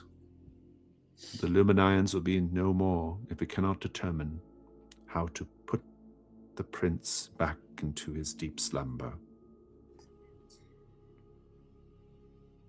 I was so very excited to find the truth of the tale. So very excited to find these wise, wise people of which I'd heard so much. And here you are, drinking and being silly and childish and telling tales of men living in the moon. A load of nonsense. The Wolf King does not wish me to be here. I have other business, which I have been putting off far too long, to speak to you fools. And Theia's gonna leave. Ash, Scrutineer Cairo is very happy to have you around, and he wanders about. He talks about the things he's discovered and the things, you get the impression that he's sort of lost track of the purpose of all of his experiments, and he's just in it for the love of the game at this point. What are you doing during all of his soliloquizing? Ash keeps glancing at the stored bit of his ember, desperately wanting it back.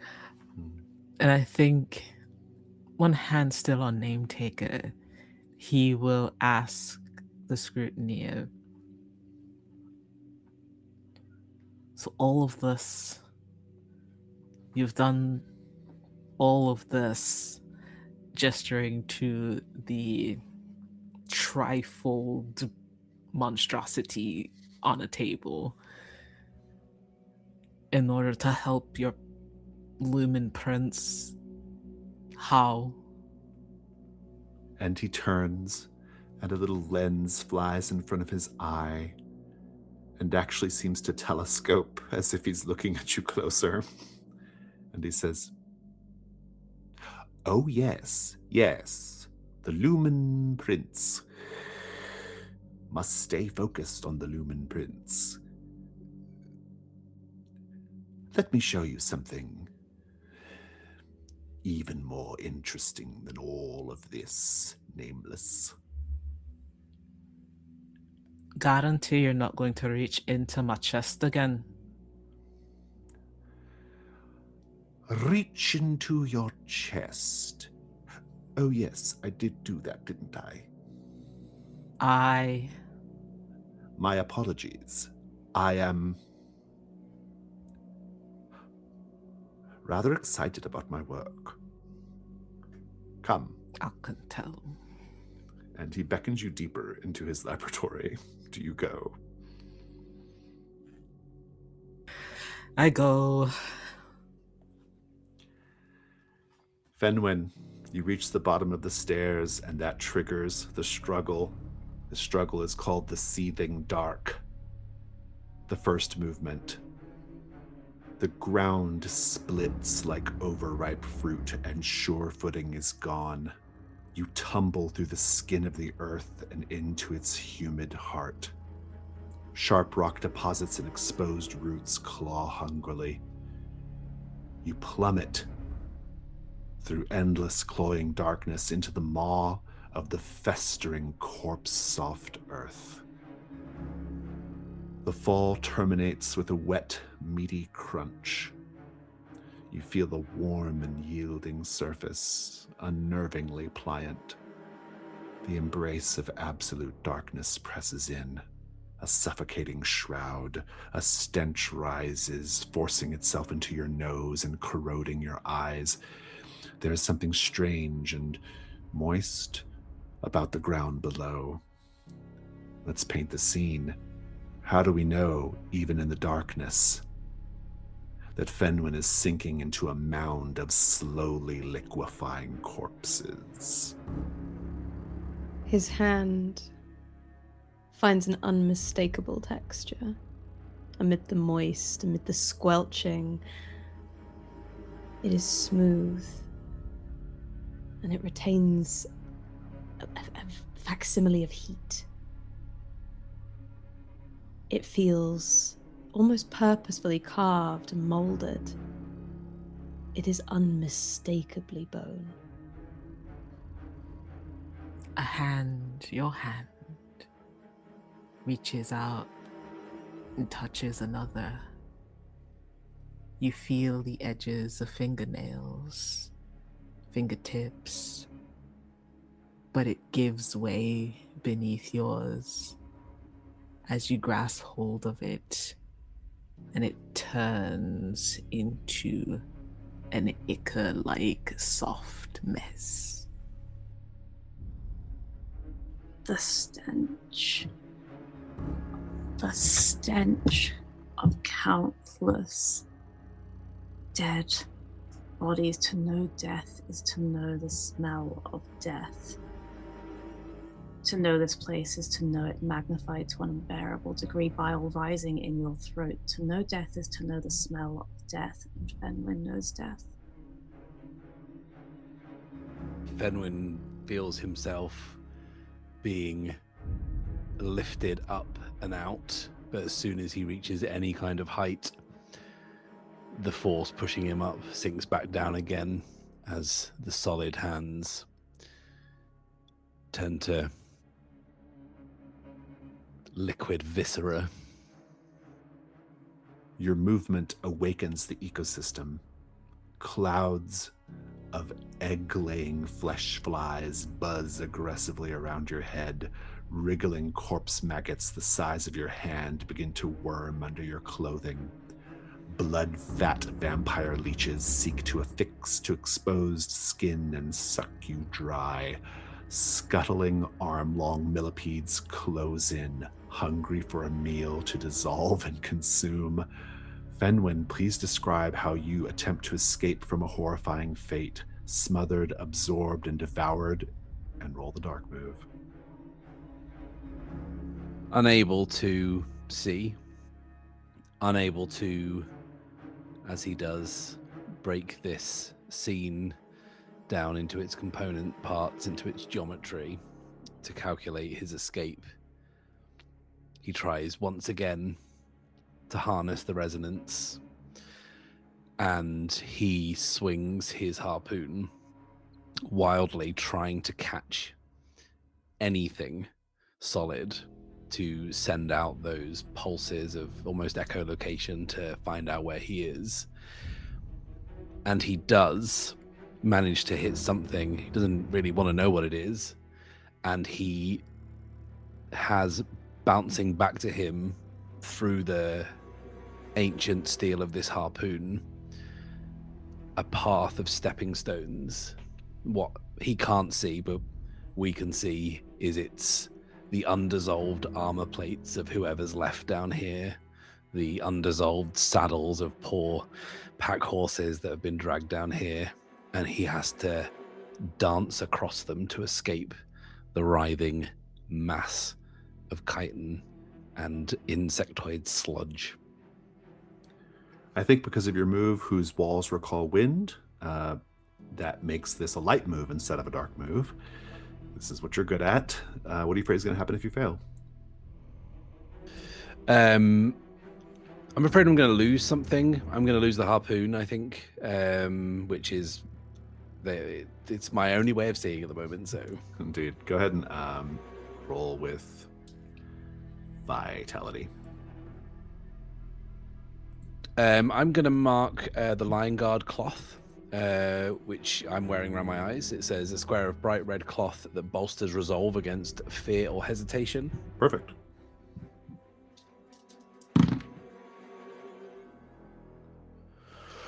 Seven. I think you are able to do that.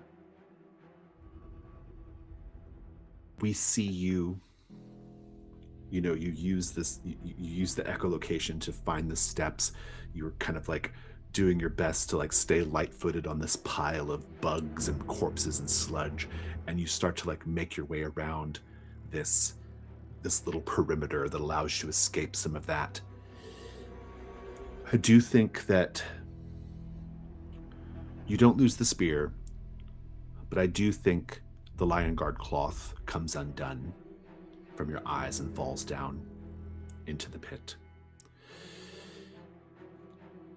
You lose that. No, I'm going to stoke the fire. You're going to stoke the fire to save the lion guard cloth. Wow. Otherwise, it's a clean escape. At least this part of it. Go ahead and stoke the fire for now. We'll come back to this in a bit. Or we'll come back to that next time. Let's go now to movement 2. Free of the noisome carrion larder, you slide down its slope and into a tight gullet of narrow crawl spaces and winding caverns. You find yourself squeezed through the jagged veins of the earth. Hidden drops filled with stalagmites and eviscerating spikes of obsidian spar abound in the darkness. Sinkholes yawn before you unexpectedly. We're doing a dungeon crawl here. Let's paint the scene. How do we know that others have met a dire fate in the labyrinth Fenwyn now navigates? What must Fenwyn overcome? The weapons of those who have come before and tried to hack their way through this impossible barrier that shifts and changes with the earth itself. They are still clutched in skeletal hands. They are still lodged in the walls of this tunnel. And as Fenwyn is moving, they are cutting and snagging and pulling against him. There is a thin layer as Fenwyn moves his hand across the walls. It feels soft and fuzzy, as if moss or something spongy. But as he drifts his hand across, it comes across a skull that is half sunken into the moss. It seems that half of it has disappeared. And you gain the sense that this moss will eat your hand should you continue to touch it. As his hand moves over the moss, over the skulls, with a quickening urgency, it feels something. It feels like a rope. As he follows the rope forwards, it's been pythoned into the side of the crawl space. Someone has been here before and left a trail. He can maybe follow it out, and as he continues to follow it and continues to drag at it, it suddenly goes slack. He keeps following along the wall. Another rope, a different rope. The texture is different. Again, the same. He follows. It falls slack. There is string. There is shredded banners. There is every manner of trail that any man could make to try and map this place, to try and find a way out. All of them end up going slack. Fenwyn can't see this, but there is someone who probably left one of those trails or followed one of those trails, crawling slowly on their belly through the labyrinth. It's a treasure hunter, perhaps filled with hubris, perhaps looking for riches from the crypt. They have something gleaming in their hand, and they are not crawling. They are not alive. They are being slowly borne across the ground by 1,000,000 red ants. Using your echolocation, you're aware of chitinous shapes and the gleam of insectoid eyes, or would be, if you could see. You hear echoes of clicking legs and the scraping of armored abdomens on stone. You smell the pungent, formic stench. Insects of appalling size and without number, like necrotizing bacteria seething in a cankered wound.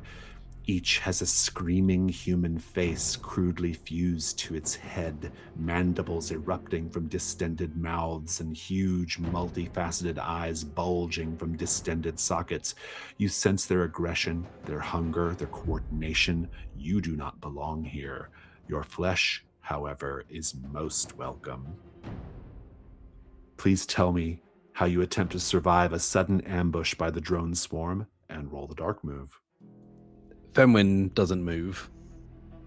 He remains completely still and silent as he hears and feels them getting closer and closer, because when he last triggered the vibrations of the harpoon and had the echolocation bounce back to him, he sensed something else down here, something else that relies on echolocation. He is going to stay completely still, completely silent, and see this swarm of big bugs be eaten by a bigger swarm of even bigger bats. Because the Lion Guard cloth, a square of bright red cloth that always draw attentions from nearby foes or beasts. Very good, very good. This is going to be the dark move with composure. I like this very much. It's pretty fantastic, actually. Actually, now you know why I stoked the old fire to keep it. yeah. Actually, I think the Serpent's Breath is in play here. Every danger has a silent moment. You're going to roll a cinder. But you are rolling with advantage if you mark that aspect. Yep. What are you afraid is going to happen if you fail?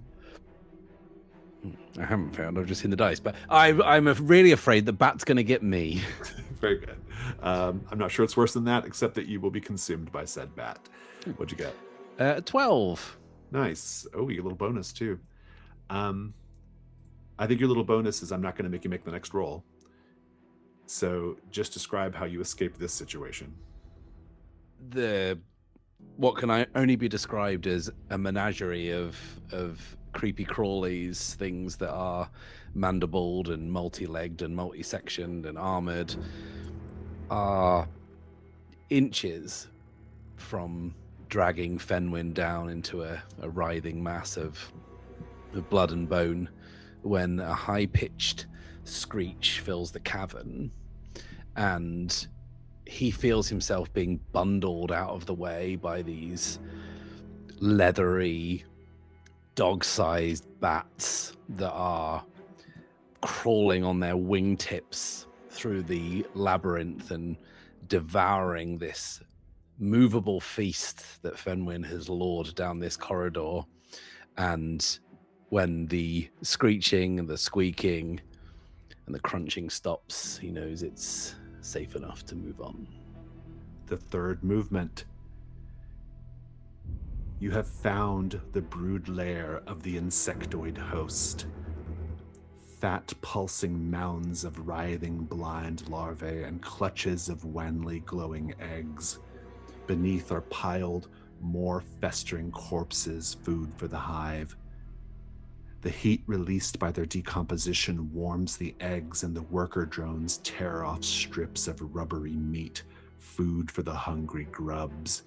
Paint the scene. This vast, dimly lit cavern was carved from the earth long ago. What once grand features loom above in majesty? How have the insects repurposed them for the benefit of the hive? I think the stone has been eaten away into this kind of almost like honeycomb, pockmarked pattern, and each one is absolutely stuffed with glowworms that are casting this bioluminescence down into the cavern, which, if it wasn't for its contents, would look kind of nice. Amidst the hexagons of this glowing honeycomb, stalactites that have grown down from the waters of the earth have been used as skewers. Some of the softer fleshes and meats have been piled upon them, where they themselves begin to drip and decompose and add to the ever-growing stalactite, feeding the writhing sea of lava below with this drip-fed system hanging from the ceilings. This place was once another place, grand carved columns in the shape of impossibly beautiful women seem to hold up the ceiling, but these women are now gagged and clothed in cobwebs that wind around them and stream between them, holding countless slowly growing egg sacs. spindling, twisting down the arms and the bodies of these women are veins of glittering crystal and beautiful stone made to enhance. They now form the roadways for the ants and the spiders that drift down along these carved paths. I'm sure they find it beautiful in their own way. A pallid, regal abomination sits atop her flesh mound, vast, pulsing abdomen constantly birthing eggs with a sucking contraction. She glows with sickening eldritch light. A translucent chitinous forebody boasts an array of mantis-like scythe claws. Other limbs appear to be human, fused together to form long-fingered claws and weapon-grasping fists. An army of hideous soldier drones skitter restlessly at her side, each as a gruesome inverted centaur, weapon-wielding an armored human corpse crudely merged with a pallid, slick insectoid body. They scream and bellow with inarticulate pain and rage. They suffer endlessly. Fenwyn, describe how you navigate across the clutches of eggs and larvae and overcome the soldier drones. Fenwyn can't see where he's going and his senses are overwhelmed. He can sense the soldier drones, these brutes moving in. And he knows that he might well be cooked here. But they pause.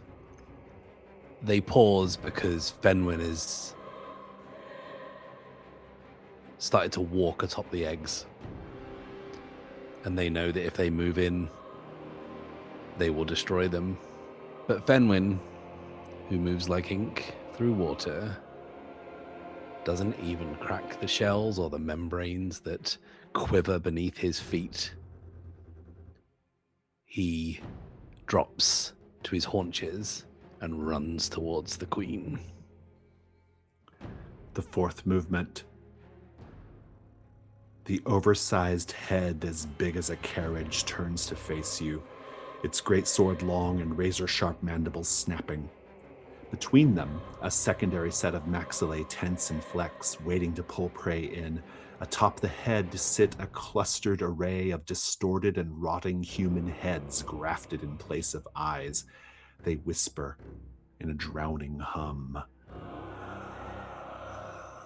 As you approach the vast monstrosity, it rises up, and you see a mummified royal revenant in ragged burial robes, melted and fused into the corpse-pallid exoskeleton.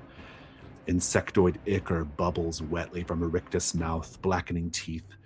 They clutch the air at you with a withered claw. Fenwyn, the undead corpse node of the hive, seeks to overwhelm your mind. Mark a cinder if you do not have one marked. In any case, narrate how the truth of one of your marked cinders provides the clarity of purpose to fight back, and then roll with cinder.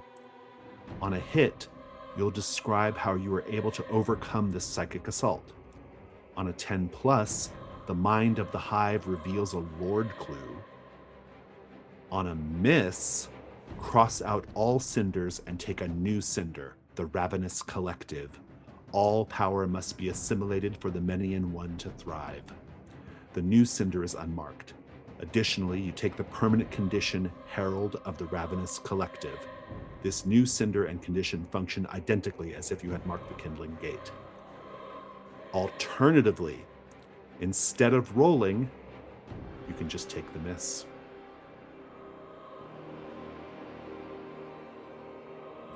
What delicious choices these all are.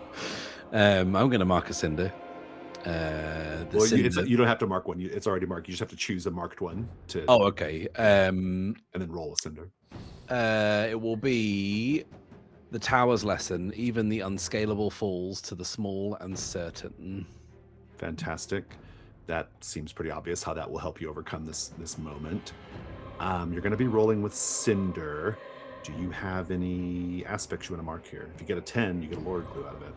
Oh, yeah. Well, that's way too appealing. So I think it's time to deploy the big boys. The Staff of Elgareth. Oh, very good. The walking staff made of gnarled wood, shot through with veins of silver, gold, and iron and glass. It can raise a magical barrier, would you believe? So I'm going to use that to withstand the psychic assault. Fantastic. I love it. You're going to roll with advantage with a -1 on your cinder. It's only a 7. You can stoke the fire and get that 10. Oh, yeah, I'm sure going to do that. Not that Jason needs any more sticks to beat us with, but here's a stick. I'm going to mark the Tinder Arch. Tell the Keeper they can force you, and only you, because I enjoy doing this by myself, into a struggle with the Dim Gaunt at any time as a reaction. The Dim Gaunt is on the table. Thank you very much. You now have a 10+. Wrap this up. Please describe how you resist and then overcome the Queen. Fenwyn is decidedly unmagical, and even in knowing what this thing can do, he doesn't trust it or understand it, and it feels like a great folly to him that he stands there surrounded by all this danger, trying to activate some relic that he can't comprehend to get him out of this, when he has forever relied upon his training, his body, as a means of escape, as a means of defense, and as a means of attack, but he has not been able to rely on any of that. And now he finds himself here with a stick in hand, about to meet a grisly end and become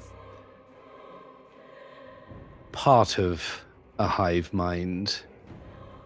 But as he is gesturing with this staff that he doesn't understand, he begins to feel connected to it. He begins to feel connected to the wizard in the tower. He is the mouse in the tower, connected to the wizard in the tower. Staff pulses with light that even without his sight he can see, as it floods this vast cavern, drives everything skittering away into the darkness,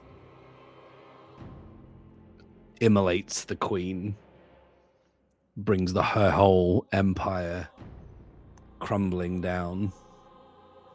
He sees the other 3 embers. He sees exactly where they are in the lands remaining. And then the lights go out. He's in a cavern, alone. His vigil kept.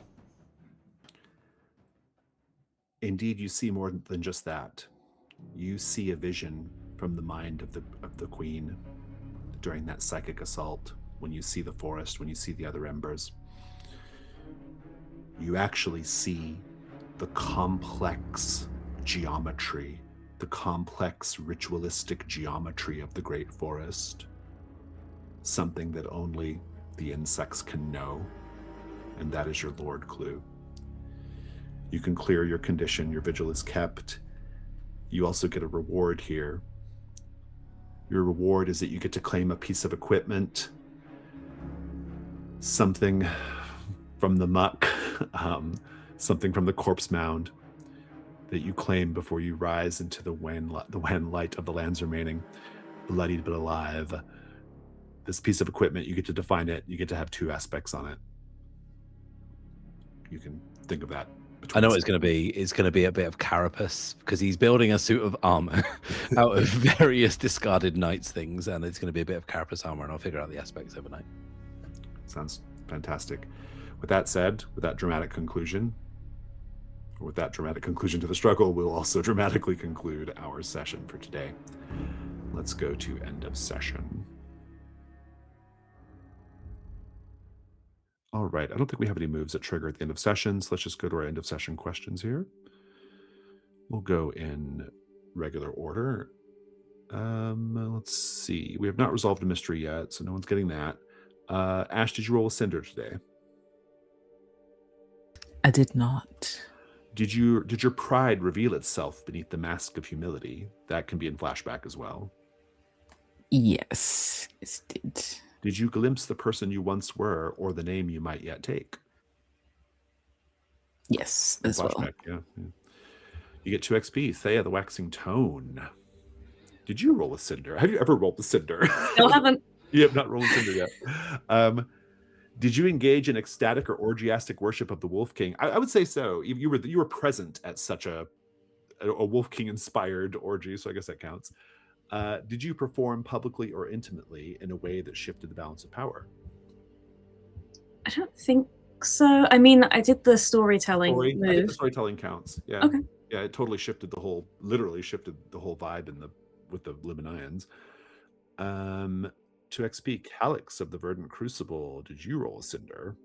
I did, yes. Did you perform a rite others found abhorrent, frightening, or unforgivable? I'm sure Sir Denebray has his thoughts. Sir Denebray certainly thinks so, I think. Did you give a wild-eyed monologue about how the land is speaking to you even now? I think so. Certainly with the guy in the lake, right? With Nereid's brother, Moradai. And the flashback too, yeah. Yes. Fabulous. And Fenwyn, who moves like ink and water. Let's take a look at your questions. Did you roll a cinder? Yes, you did. You just did. Repeatedly. Yeah. Did you fight an enemy when slipping past them was an option? Yeah. Yeah. Yeah. I think not following a ghoul down the stairs into adventure land of insects was probably an option. Yeah. Did you deliver an embittered monologue about the Dimning? I feel like my confession was. Oh yes, the confession. Yeah, that's really great. Fantastic. You pick up 3 XP. Let's keep going with our structure here. Fenwyn, I think you might be the only person who stoked a fire. Is that correct, or did anybody else? I stoked 3, but only 1 old fire. Only one old fire. Very good. Then be reminded of that for when we play again. And in the meantime, let's go to Stars and Wishes. Whoever wrote that, fuck James you, Smith. Affectionately. Who was it? Sorry. It was James Smith. He's Smithos on Discord. Oh, who did the other one, the items that disgusted Oh me yeah, as that's right. well. Yeah. He's got a lane. Yeah. Disgusting lane. That was a really cool struggle. So I'll come back to it, but like my goal for this was like to see Fenwyn in some way punished. And I got that. I really did get that. Thank you very much to everyone. And yeah, it was like really weird session for me, knowing that I was basically just going to have to do awful things. And then I got to watch everyone else, like especially Theia and Ash. I'll say it again. I've said it 3 sessions in a row now. The Whitewood is so weird. And now we've got like a 50s kind of like crazed scientist doctor who has the coolest name of any character I think I've ever heard. Scrutineer Caro. Scrutineer, just being a scrutineer. What a career path.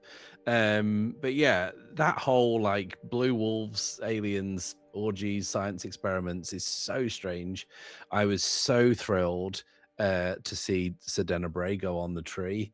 If only to clear Ash's condition, which has been hanging around now like a bad smell for several sessions, and has been waiting to be cleared.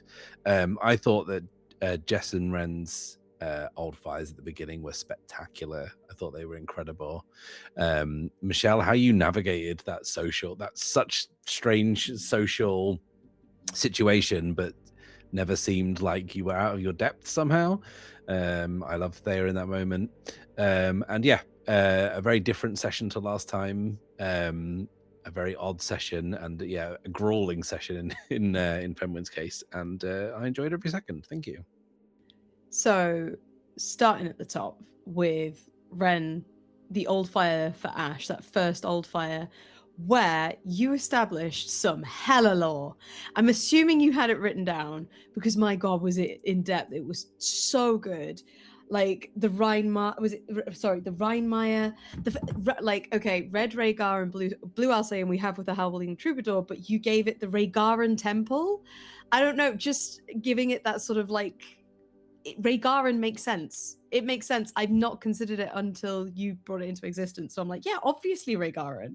The fact that you have a Tome of Recall, Savior of the Shadow Wield, Namer of the Great Tree, all of these, it's Ash is so rich as a character to have you as their player, because you've put so much effort into all of the stories that Ash gets to have in their past. And then all of the interactions you have with the Scrutineer, you can see that pride, again, that silent pride, that holding on to it, where you've got Ash is such a brilliantly complex character, and you play them really well. I love your fires. I hope you stoke more of them. That's not to say I hope you botch more rolls, but like I really hope we get to see more old fires from Ash. Michelle, that scene with you with, what was her name? Hang on, I've written them all down. Huntmaster, Univara, and Eradice, and then Minstra as well. Yeah, Minastra. Yeah, Minastra, that was it.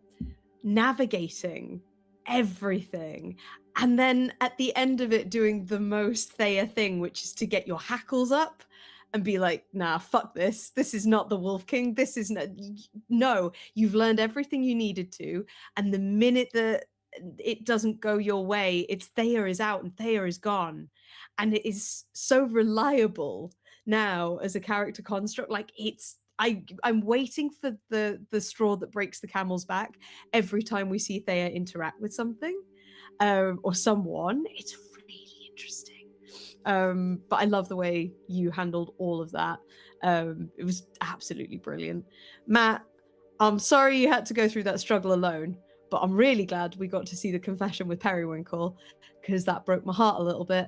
That's the first time I've actually kind of felt sorry for Fenwyn, and I'm not proud to admit that. So it was really well done from the offset. Also, I think when portraying disability in actual play, it is a really hard thing to navigate. Between you and Jason, I think you did that with a real touch of flair. I think you managed to navigate it in a way that showed the beauty in a lot of what having one sense sort of taken from you can give. And what I found as well is that as we were going around the table with like paint the scenes in particular with that struggle, we were all thinking about it from senses of what Fenwyn cannot see, what they feel, what they hear, what they smell. And that brings out another layer of storytelling. I think it was done really, really well. So kudos to both of you for that. And Jason, yeah, brilliant game, 10 out of 10. Keep it coming. That'd be grand. Thanks. Yeah, I had such a good time. Star, for the old fire flashbacks, they were so great. They were just so rich and just did such a great job of building out who these characters were and developing that backstory and saying something about the world too, which I love. Yeah, big stars for that. I feel like in the last two sessions, like last session, like Ash got kind of like this sort of like heroic story of this session, and then this time Fenwyn got the kind of heroic story of the session. I don't think Calyxe is I just think fundamentally Calyxe is incapable of having such a session. but I do think that like I kind of like this idea that like every session it feels like we're starting to like kind of focus on a certain, ember in a certain way, and that's because you're all split up, right? So I do have a wish, which is I really want to kind of I'm so intrigued by this legend of the Wolf King and the Howling Troubadour story, and I love how the interaction with the Luminaians is pushing and pulling with that. So I kind of want to see more of that for sure. But also as a Star, I really loved your use of your other Ember move, Michelle. That was just because the way I was framing up that scene was, oh ho ho, little human, like you're just you're a primitive species that we've been manipulating for all these centuries, for our own benefit. The Luminians are doing a kind of like Bene Gesserit Missionaria Protectiva thing, right? Like, and you use that move to be like, no, like the Wolf King was, like that's a real story, and so they had to, and so it had to be true, which was great. I just kind of love that's kind of what that move was meant for. Like, it doesn't have like a hard benefit. There's no clue or anything, but it's like this big sweeping, like change the fiction right now kind of move. And so I really loved how it was like such a good time to use it. And also I agree. I really enjoyed just your interactions with the Luminians, because they have their own like kind of particular culture and arrogance to them, and I kind of like how you handled, or how Theia handled herself in that. Yeah, star for Matt for like just the never-ending abuse that Fenwyn took the whole session. It was just like nonstop from the jump, right? So it was really fun to watch. I'll be excited to get you back to the lands remaining out of Elegy, having done your task on Elegy. But I really enjoyed the time we spent on Elegy, though. It was an interesting counterpoint to everything else going on. I just really loved it. No, just such a great session. I'm just so excited to get deep. I can't wait to get to Castle Brynwild. Very excited to see. I think you're probably going to resolve Whitewood next time, because I think you're in a place to like get the clues and get it done. So I'll be excited to see if that happens. That has a really, really dramatic ending. If the opportunity on that's really dramatic. So I'll be excited to see that. Just great session. A lot of fun.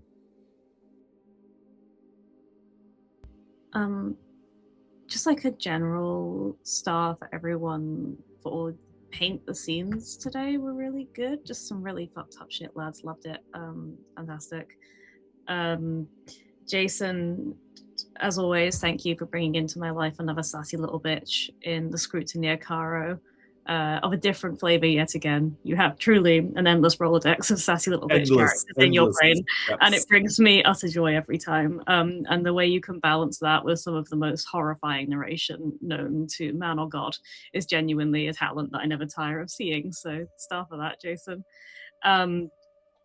Wren, I loved so much about your old fires, but I really found it fascinating the way you kind of created this idea of, we've kind of seen that the Nameless are quite mythic, like there's so many tales around them, and it was so interesting the way that you kind of took that prompt about pride and showed us that the Nameless were actually kind of building their own mythology. Like, they're not just collecting names, they're collecting these titles and competing, and like there's so much known about them because of their pride, perhaps. I thought it was like a really interesting take on them. It was just really clever, and I wouldn't have thought of it, so I really loved that. Jess, I feel like I'm a broken record here, but just some of the most fucked up shit. Calyxe dealing with Sedena Bray in such a really just genuinely awful way, but then this interesting sort of note of tenderness, that there's something about her relationship to Ash and the way that she looks up to him almost, or has some kind of unhealthy fixation upon him. I don't know quite what's going on there, but I love that it's never just being gross and horrifying or shocking for the sake of it. Like, everything you do and say is driven by the story and your understanding of your character, and I just think that's what good horror is. It's not just being shocking for the sake of it. It's holding up a dark mirror to ourselves, and I think Calyxe definitely does that. It's a very dark mirror indeed, so good stuff on that today. And Matt, the confession scene was genuinely moving. I'm a real simp for repetition. I think it really makes a monologue sing when done well, and it was gorgeous. I loved it. So stuff for that. I mean, yeah, star for everyone. Jess, honestly, Calyxe is the scariest person I'm so glad we're friends with. In that sense, it's like, if you were on an opposing side, I would be terrified of you. I'm still terrified of you, but at least you like us, and that makes it worthwhile. No, it's incredible how like it can flip on a dime with how you dealt with Nered's brother, whose name you did say, but I just remember Nered's brother. And just the comparison of initially meeting Sedenebre on the crucifixion, which also having 4 different names for the crucifixions on hand is wild. And I pray the FBI doesn't come for you in your search history. But no, I love Calyxe to pieces. And I just, the whole thing with like the cult of Leviathan and all this, it's so juicy, and I love it so much. Matt, with Fenwyn, again, like has been said, the confession with Periwinkle, just seeing where that went and knowing that it still wasn't enough for Fenwyn to confess, he still felt like he needed to have some kind of punishment. I hope he found it down in there amongst the bugs, that it was enough, that he's done enough now, and maybe can start building back out of this like guilt that he has drowned himself in and surrounded himself in. And if he doesn't, that's also juicy too. So you know, you do what you want. You do what you need to do. Michelle, I love Theia so much. I love how you fully utilize where you are in Blue Elsain or Red Regard to kind of push your choices, like making you want to, if you want to act in a certain way, you push yourself towards a different moon, and it creates really interesting moments that I can never quite tell where Theia is going to lean in that two-sidedness. And so with your interactions with the Luminians here in this, you know, cell of the blue moon, you chose to push towards Red Regard, and that was really cool. The choices you make are real cool. I admire them. Jason, why? No, all of the Luminians are great. So glad to meet them. You know, was completely in love with everyone down in the undead encampment, and now we're up here in the lodge, and the Huntmaster Edrisen, such a different vibe to Rhaenyra, which I guess is probably just because she's been trapped down on Earth. But I loved those NPCs. I loved Nered's brother, again, whose name I don't remember, but just like just being able to like cultivate that in that moment with Calyxe, it was really cool. I just like this game. Fantastic. I think it's everybody, right?